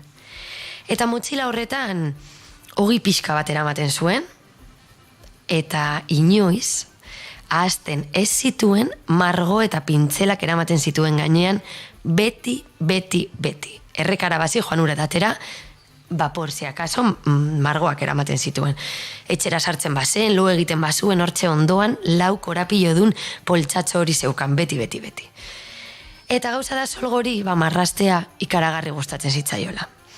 Eta antxe bizi zen, larre berde horretan, egurrasko etxe txikitxo batean, zuaitz baten ondoan, eta berari bakardade hori izugarri gustatzen zitzaion. Marrazkiak edo margoak atera, eta edo zer marraztu altzuen, eta horrela bakarrik zela sentitzen zuen, ez? Margo horiekin, askotan kolore horiak hartzen zituen, eta egun lainotsuetan eguzkia marrazten zuen, eta sentitzen zituen argi izpi horiek, berotasuna ematen ziotela. Solgo argal-argala zen, eta arropa zaharrak eramaten zituen oso txiroa zelako diruz, baina Solgo kondo sekizkien janariak marrazten, batzuetan, ogi puxka hundi batzeu marrazten zituen eta bazirudien usain ateratzen zutela beraren marrazkiak, marrazten zituen zagarrondoak. Eta gau hotzetan marrazten zuen zua eta trazu fin eta potoloak marrazten zituen bitartean sentitzen zuen zu horrek ematen zuen beroa. Eta horrela, Solgo, bakarrik, baina bere marrazkiekin balagunduta lasai bizi zen larre berde hoietan. Gauza da handi gertu nola ez, herrialdeko erregea bizi omen zela, ipuin gehienetan agertzen den bezala. Eta errege horrek behin soldaduak bidali zituen ikusteko beraren gazteluaren inguruan zer zegoen. Eta antxe soldaduak beren zaldiarekin atera ziren, eta bapatean, egurrezko etxe txiki horrekin egin zuten topo, eta Solgo marrazten zegoen zagarrondo bat. Eta han ikusi zuten, eta txundituta gelditu ziren, eta zu nor zara, eta gizon lasai horrek, Solgo deitzen naiz, hemen bizi naiz aspalditik. Eta bakarrik bizi zara, eta bai, eta non daukazu sukaldea, eta nik gutxirekin lasai bizi naiz hemen. Eta antxe berarekin hitz egin eta gero, gaztelura itzuli ziren. Eta erregea galdetu zuen, zera aurkitu duzu hemendik, eta erreka bat aurkitu dugu etxe txiki bat gizon, zaharkitu eta pobre batekin, eta beste gauza batzuk. Baina gero, soldaduak jarraitu zuten txutxumutxuka. Eta jarraitu zuten kontatzen ze polit margotzen zituen zagarrondoak gizon horrek. Eta ikusi zituzten marrazki guzti horiek, zuarenak, eguzkiarenak, eta zelako sentsazio goxoak ematen zituzten. Erregeak hori entzun, eta soldadu guztiak batu zituen. Ekarri behar didazue gizon hori, zenik erretratu bat nahi dut. Munduko erretraturik onena, eta gizon horrek eguzkia ondo marrazten badu, ni ondo marraztuko nau.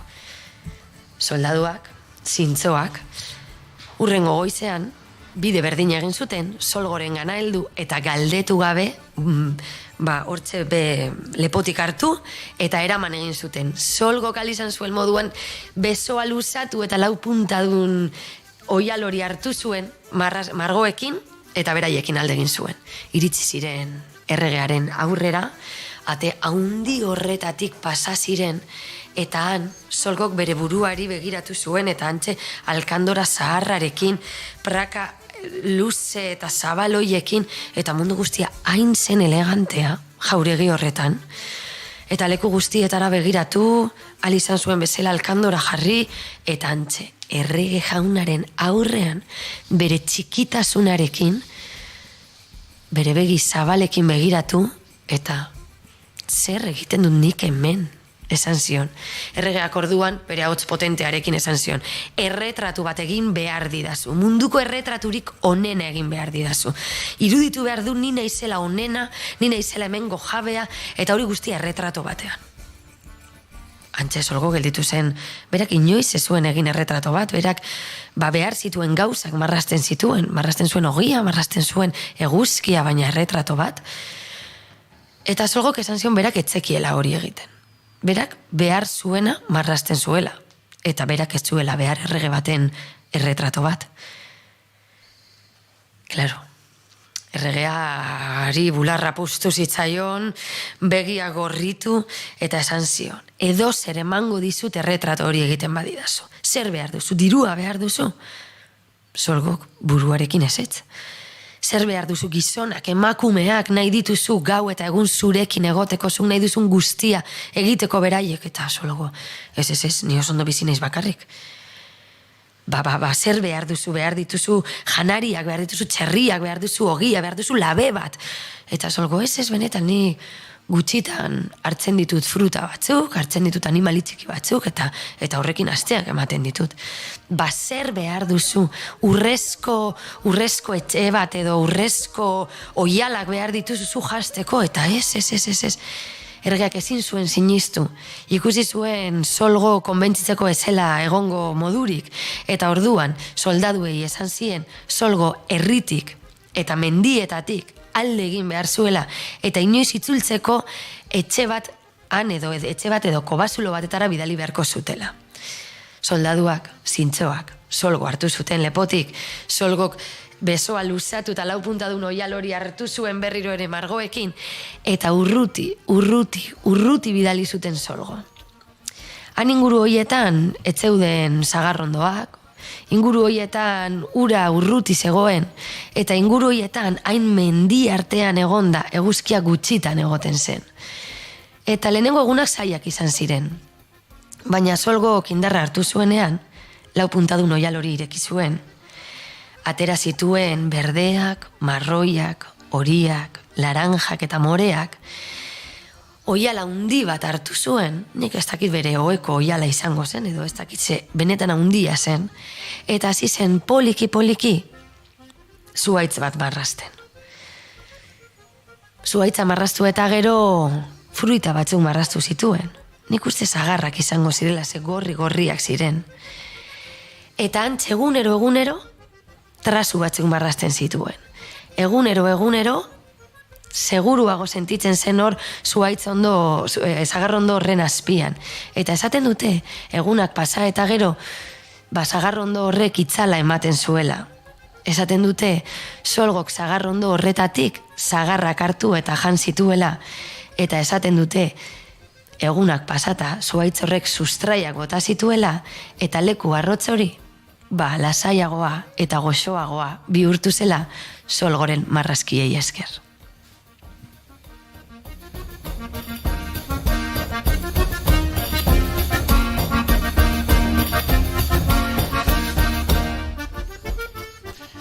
Bueno, entzuleak gogoratu bihar, urriak 2, Oza eta Barrundiara gerturatzen bazarete Araban, Garaion Zorgigunea aurkitu, eta antxe izango duzue ipuinaren eguna. Eta hemen, ipuin kontalari puska gure imaginarioa marragotzen. Eskerrik asko, Zuei. Eta guk marrazkirik ez, baina gure laborategi askoz politagoa da Anege Bera bezalako gonbidatuekin. Mil esker benetan. Zuri etortzagatik. Itzematen diguzu beste behin etorriko zarela? Zalantzari gabe, zuek nahi duzuenean. Bai. Eskerrik asko, Ane.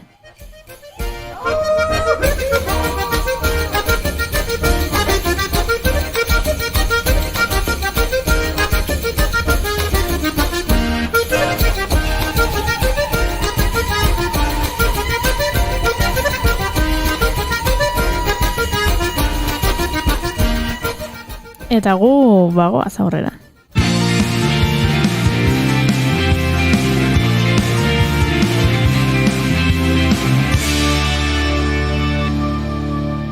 Bigarrenak ez direlako beti okerragoak, bigarren kafea.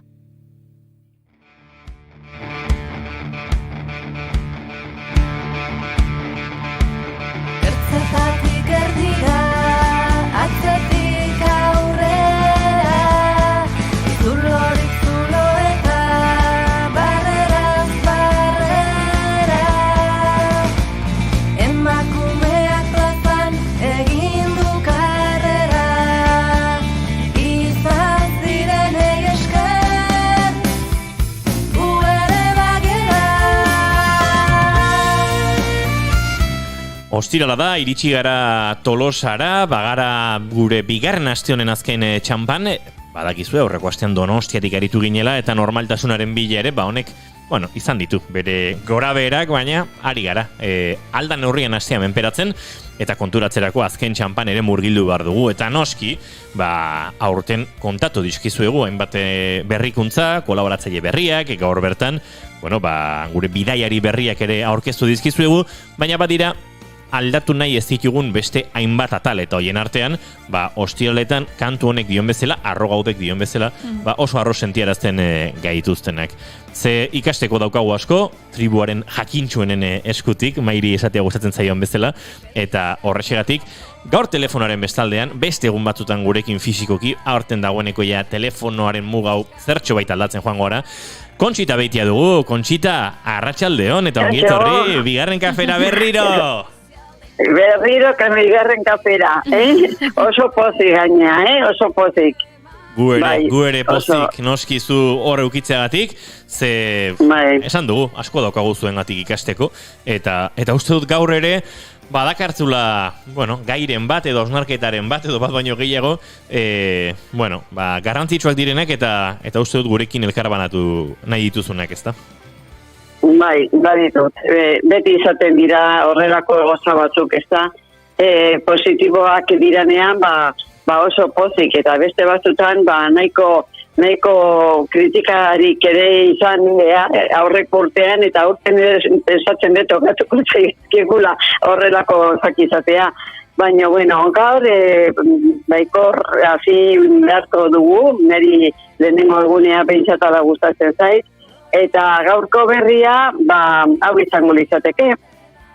Esperientziatako transferentzia, 40 urte pasa ondoren, estatutua egin zala edo sinatu zala,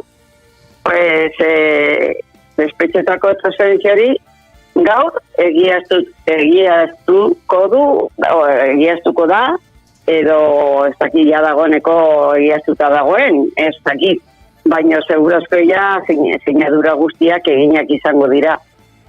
Pauso bada, aurrera juteko, eta nik uste dut, garrantzia izango dela pentsatu nahi dut. Zertan gauzatuko da hori, begira, nik ez dakit oso ondo, zertan. Badakigu, transferentzi bat dugun bakoitzean, zerbait irabazten ari gerala. Eta transferentzi hori espetxeekin lotuta balin badago, ni pensatzen dut, gure hobekuntzarako izango dela zalontzari gabe. Hori pensatu nahi nuke, eta ez dakit, hemendik aurrera esplikatuko digute zertan aldatzen diran gauzak. Gertuago izango ditugu gure presoak, hori oso garrantzitsua izango litzateke, bestela zigorra presoentzat izugarria da, baino familikoentzat ikusi dugun bezala hainbeste urtetan izugarria izan da. Eta, joango gera ikusten, zer aurrerapenak dakartzigun, eta, pozik. Hori, alderdi hortatik, pozik. Beraz, saioa, aurtengo saio hau, notizi on batekin, edo behintzat ona den, pensatzen dut, ona den batekin hasiko degula. Uste dut, Kontxita, uste dut denok ere, ala uste dugula, gero egia da ikusi beharko dugula, ez? Aldaketa hauek, ze ondorio dauzkaten, nola gauzatzen doazen, baina, abia puntua behintzat, pozik egoteko modukoa dela, ez da.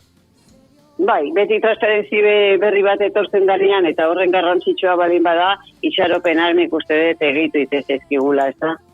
Eta, orain hori dugu, eta hortik abiatuko gera. Baino, beti badegu baino bat.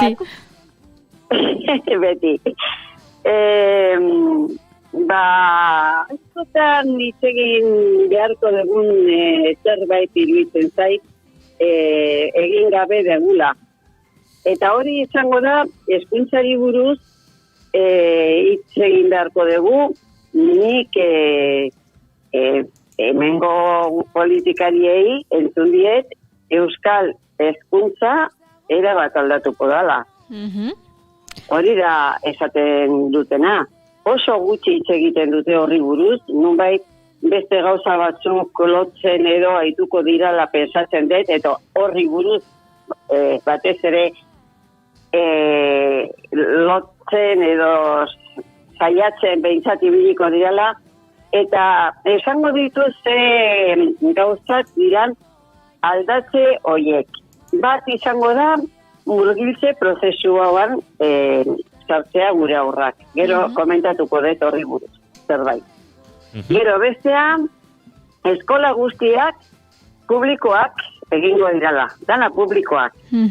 Baino, adibidez, horren ondoren, entzun dut, dana publikoak, baino kooperatiba diranak, eta hori ikastolekin gertatzen da, ikastola askokin, eta beste kontzertatutako eskola batzukin bai, eta ikastolak ez izan, kooperatibak dira. Eta horiek ere publikoak izaten hasiko dirala. Hombre, nik hori oso garbi ez dauket, oso ondo esplikatu beharko digute. Eta gero bestea, ereduak, A, B eta D ereduak, desagertu egingo dirala. Baina zer gertatzen da, begira, urte asko ditugunak eta esperientzia handia izan dugunak irakaskuntzan, murgiltze prozesua, adibidez, lehen bizikoa aipatu deana, eta gaina, uste dut, hori oso garrantzitsua dela ikusita gainera, zenbat hizkuntzetako jendea etortzen nahi zaigun gure herrietara. Batzuk, murgiltze prozesua izango erdalduna gaztelania bakarri dakitelako eta gero euskeraz ikasteko nahian da betzala. Hori izan zen hasieran gure ikastoletan gertatu zana eta gure murgiltze prozesua hortan zazan. Baino, orain beste hizkuntza batzuk etorri dira eta etortzen ari dira etengabe. Nik esango nuke hau 70 hamarraldian hor ia oso kezkatuta ginela. Ja, bageneraman 10 urte ikastolakin, baino ikastoletan ume euskalduna jasotzen genitun. Orduan, ez egon murgiltze prozesurik beharrik. Danak euskaldunak ziren, danak hizkuntza bera zuten, orduan guk egin behar gendun, erakutsi algendun modurik onenean, eta era berritzaile batean. Hori izan zen gure hasierako nahia eta prozesua. Baino, handik 10 urte pasa ziranean, orduan nira 70 hamarkadean, orduan ia hasi ziren familia erdaldunetatik ikastoletan umeak sartzen. Eta orduan, hori bili ginen, ezakizute nola ibili ginen, asmatu ezinik, ez genekien nola egin, edo nastuta jarri euskaldunak eta erdaldunak, edo erdaldunak klase batzuetan aparte, edo 3 laurden euskaldun eta laurden bat erdaldun. Horrela ibili ginen eta ez genekien nola asmatu. Eta ez gindoa zen pozik, ez da gure maitzekin. Batzuk belazia azten ziren, baino beste batzuk ez zuten tutik ere ulertzen euskeraz. Eta orduan, noski, euskeraz bakarrik ez da ikastolan, baizik eta kaiak ere bai. Eta oso garrantzitsua izan zen. Eta hor, ikerketa bat izan zen, eta Kataluniakin jarri ziren harremanetan, hemengo gurasoek, eta guraso batzuk ilabiltzen hasi ziren, gero federazioa sortuko zana egin nahian, edo. Eta orduan, norbaiti okurritu zitzaion, Barcelonara jute andereño batzuek, eta han bat zegon sistema bat, murgiltze sistema erabiltzen zuten, eta persona erdaldunak, gaztelaniaz bakarrik egiten zutenak, edo frantsesa batzuk ere egoten ziren, Boniatik eta etortitako jendea ere bai, eta Bosnia.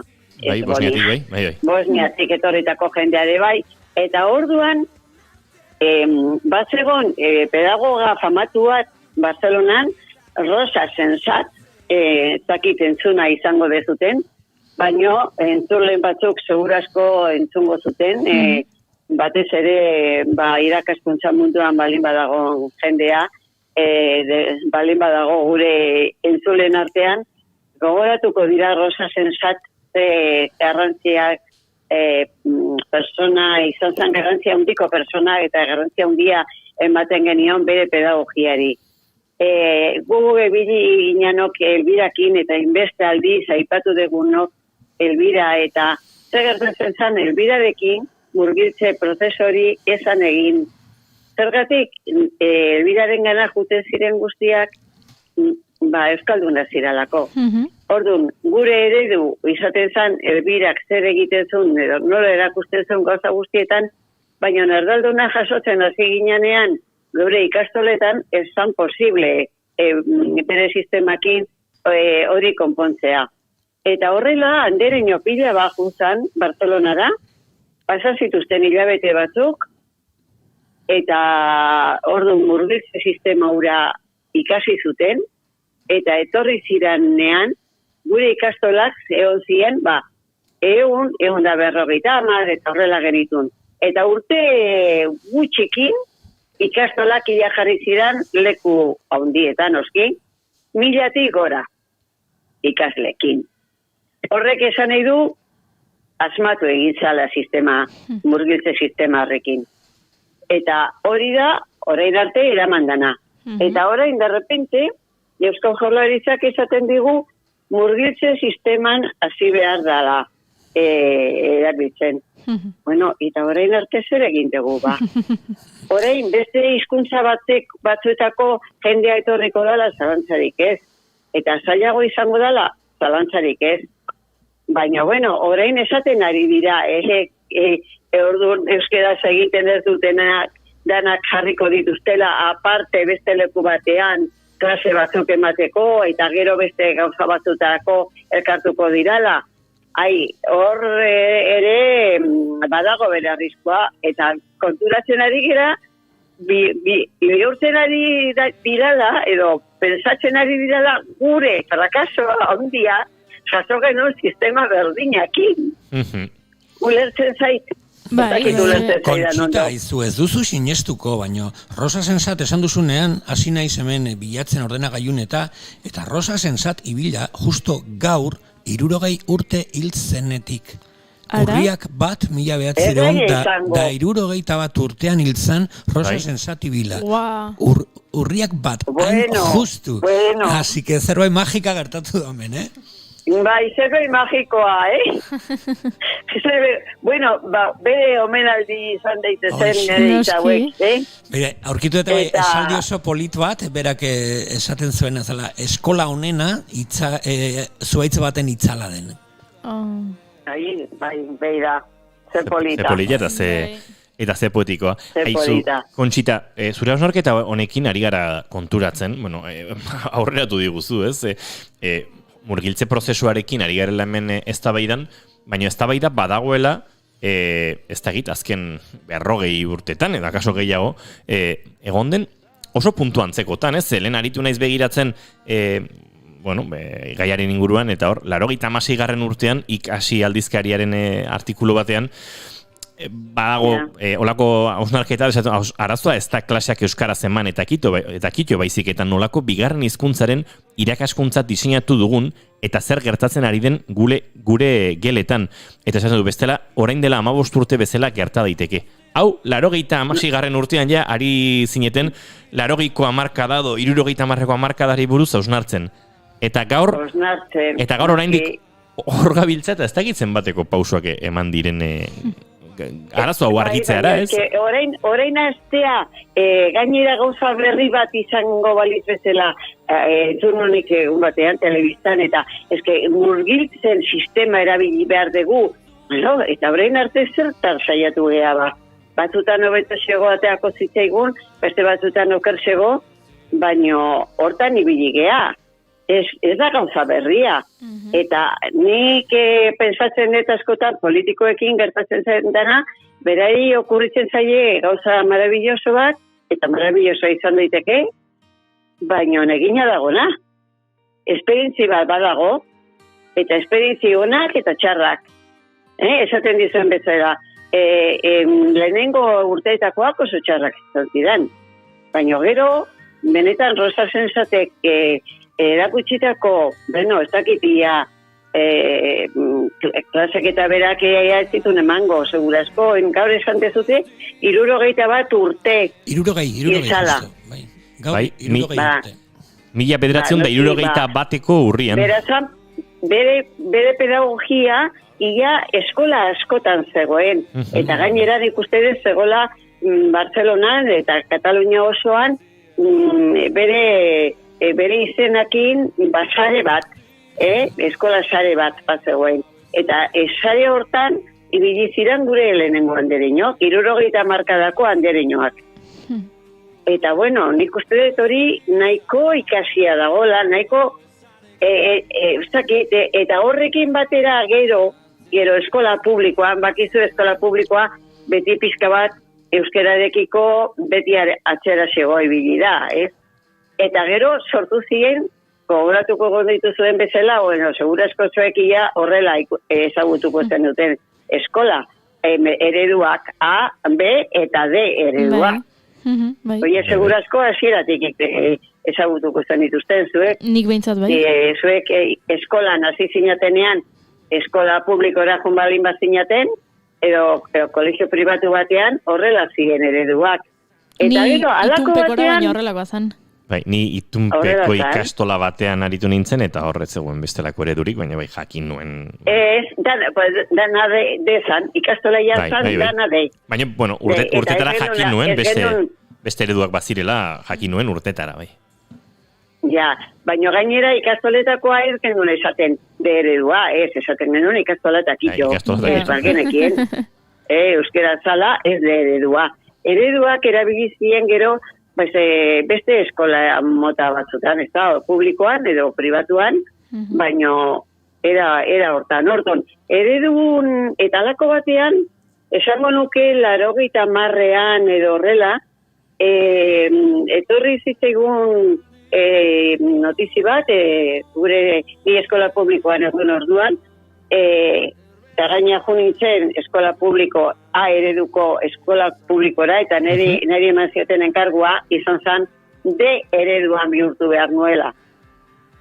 Haze erronka. Etzan makala, Erronka ikaragarria, eta ni ara joan nintzanean ez egon irakasleen artean inor euskaraz egiten zunik, ez horretzen.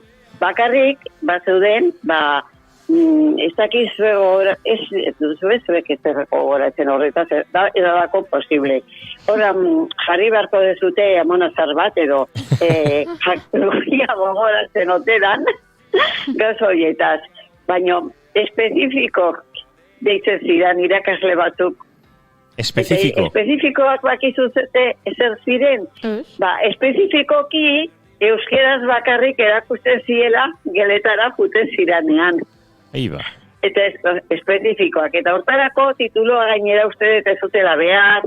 Bueno, ez nego oso ondo gogoratzen. Baina orduntxe, ni joan nintzanean eskola hartara, beraun eskola zoragarri batea nintzen, beraunera.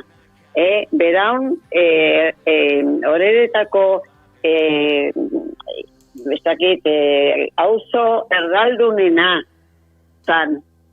Eta zuek ezakizute ze nolako harrera egin ziaten gurasok, aurrak, familiek, eta, bueno, ikastolako zuzendariak eta horrela, eskolako zuzendariak eta horrelare bai, oso ondo, baina beste irakasleak, amigo, ez horren ondo.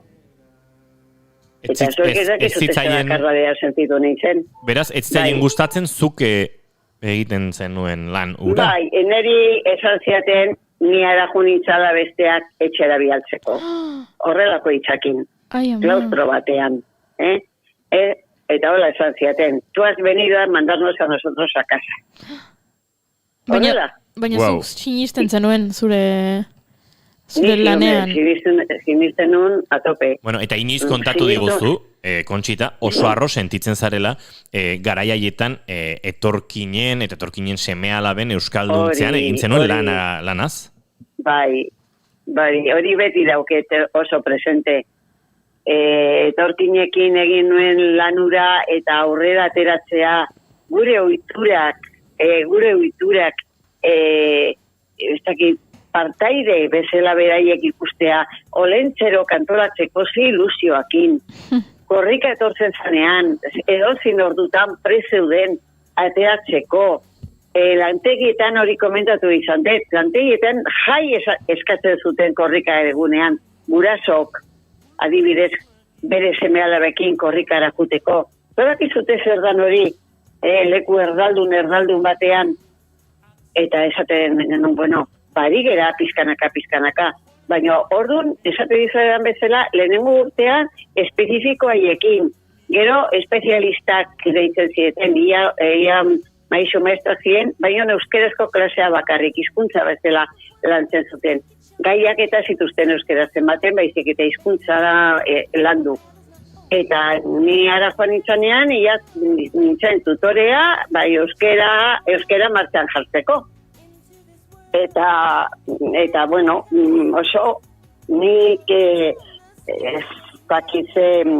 maitasuna hartu nuen lanarri, izugarrizko poza neuken hainbeste urteetan ikastolan lan egin nuelako, baina gero beste lan hortan ere ibiltzea, mekatzi ze gauza ederra izan zanaitzako.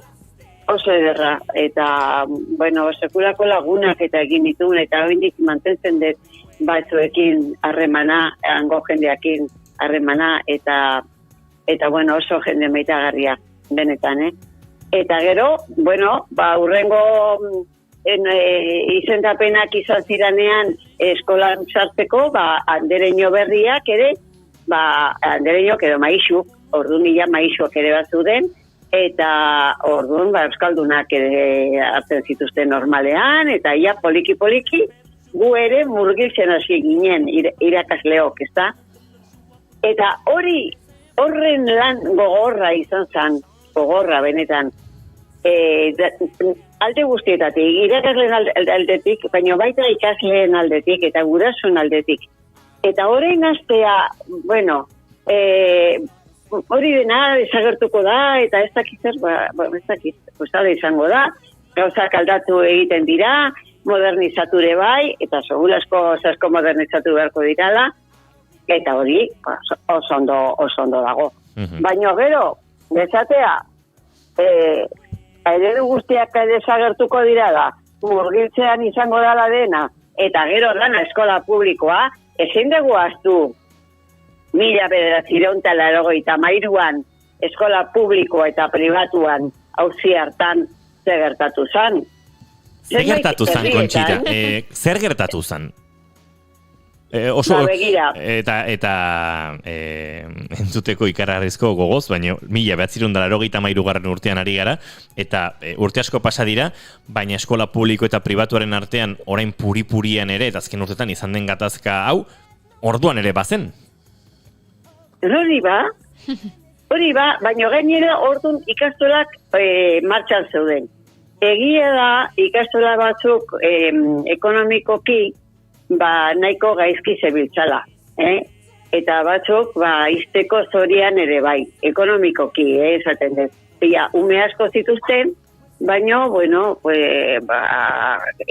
orduan edifizio berri bat egin barbalin bat zuten, eta leku horietan adibidez Donostin egitea ikastola bat oso karestiateatzen zan. Eta, bueno, pribatua balin bat zan, gurasoen eskutan gelditzen zan lan hori. Eta gurasoek diru asko jarri bat zuten. Baina, zenbait auzoetan, behar bada, hainbeste diruik ez zuten guraso. Ez da berdin, Kontxan bizitzea, edo auzo txiki batean bizitzea. Ez da berdin. Gero, diru laguntzak ere, ezingo zuten berdinak eman Kontxakoak edo, ez dakit, auzo bat, ez auzoik aipatu nahi. Auzo langile bateko. Auzo langile bat, horixe.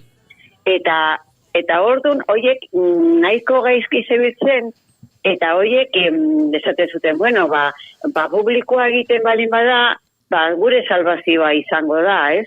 Jarraituko dugu ikastola izaten, baina ikastola publikoa.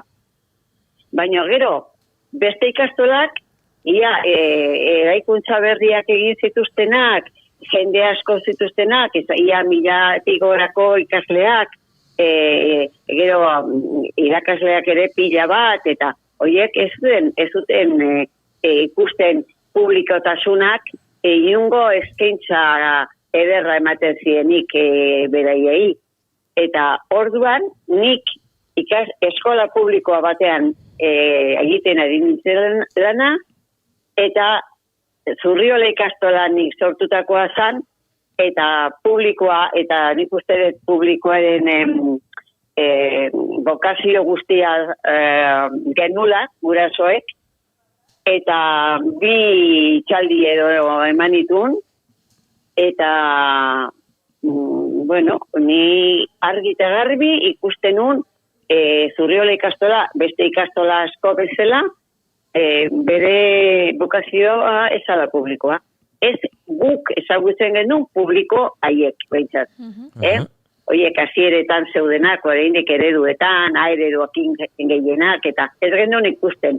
Ez gure burua ez genuen ikusten borroka horretan. Ez, iruditzen zitzaigun, gai izan balin baginan, gare batean, 60ko hamarkadan ikastolak martxan jartzeko, gero ere, jarraitzeko, beste modu batean, aldaketa egin bazian aldaketa guztiekin, edo hori ikusin beharko zan denbora pasala,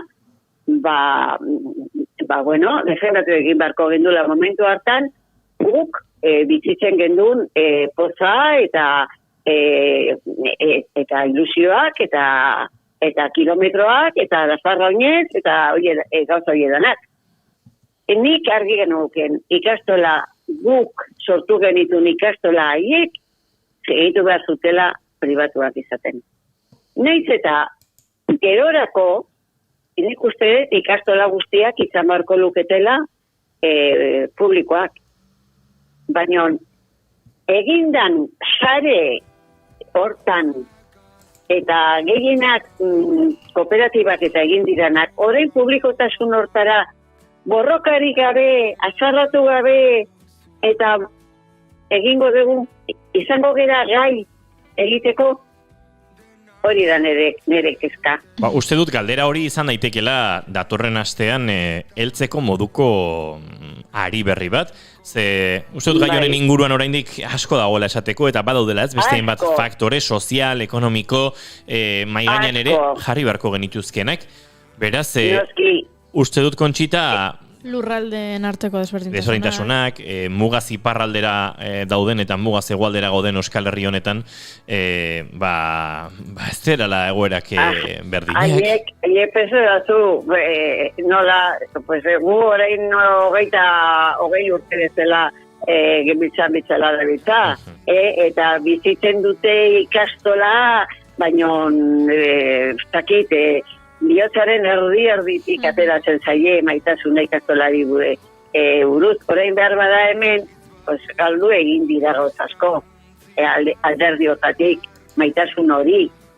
Baina, eta Nafarroan ere, iparralden bezala txu dabiltza gauz askotan, ikastolarekiko, esan nahi dut. Eta, oso zaila da, oso zaila izan zen, 93an, oso zaila. Zenbait herrietan ikastola herribitu egin zen, eta publiko ateazianak atera egin ziren ikastolatik, eta pribatu berri bat sortu zuten, eta badaude herri batu, bide ikastola daudela, ikastola publiko bat eta ikastola pribatu bat.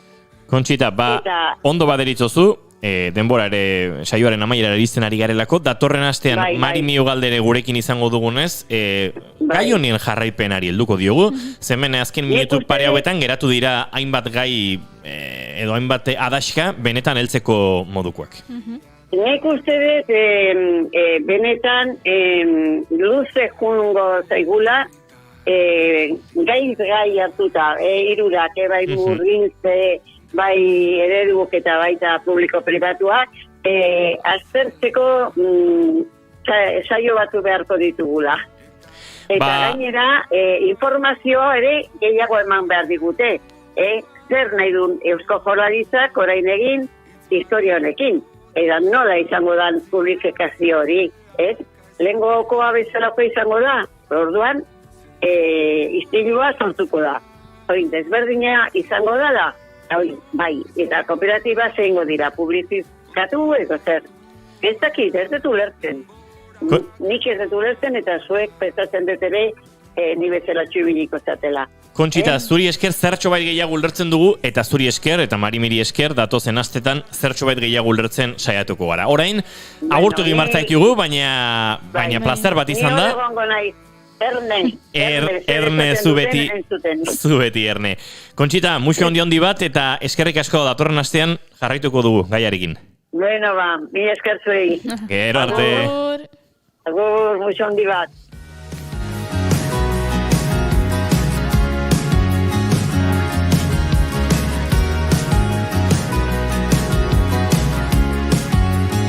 Eta gu bagoaz segituan, baina agurtu aurretik gogorarazi behar dizugu astelenean zozkatuko dugula Iker Laurobak urriaren 6an datorren asteazkenean eskainiko duen Victoria Eugeniako kontzertu berezi erraldoi, maravilloso, unkigarri, merezitako, justu, eta ez da gizama adjetibo gehiago jarri. Hortarako, gure sarrera bikoitza.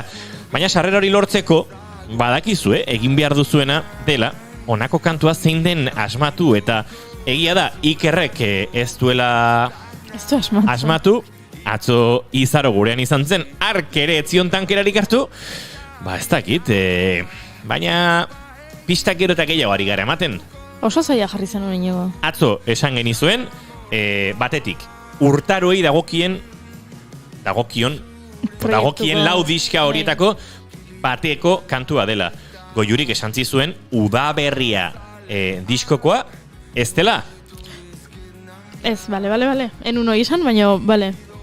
Orduan pista gehiago gaman ditugu. Pista gehiago.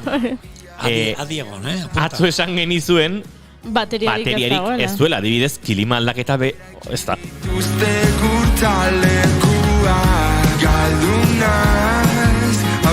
Hemen bateria errez nabari da, entzuna, berze kanta den, hau.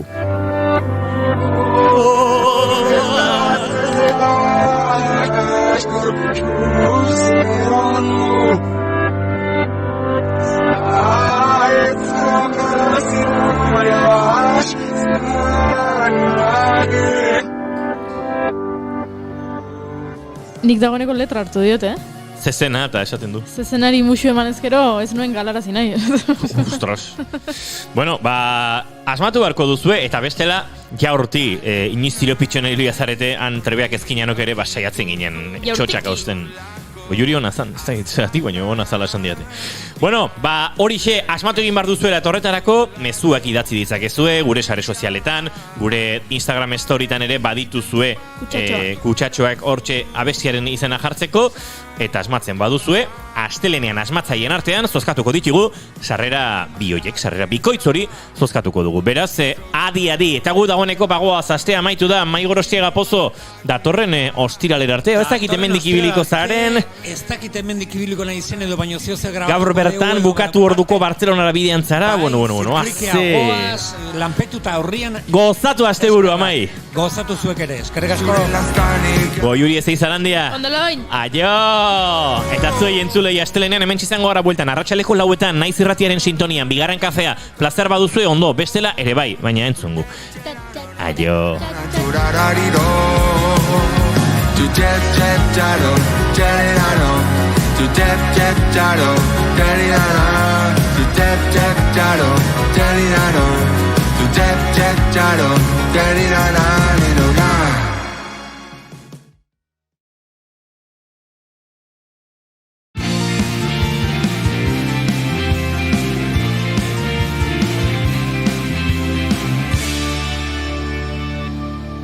Keep calm and bigarren kafea.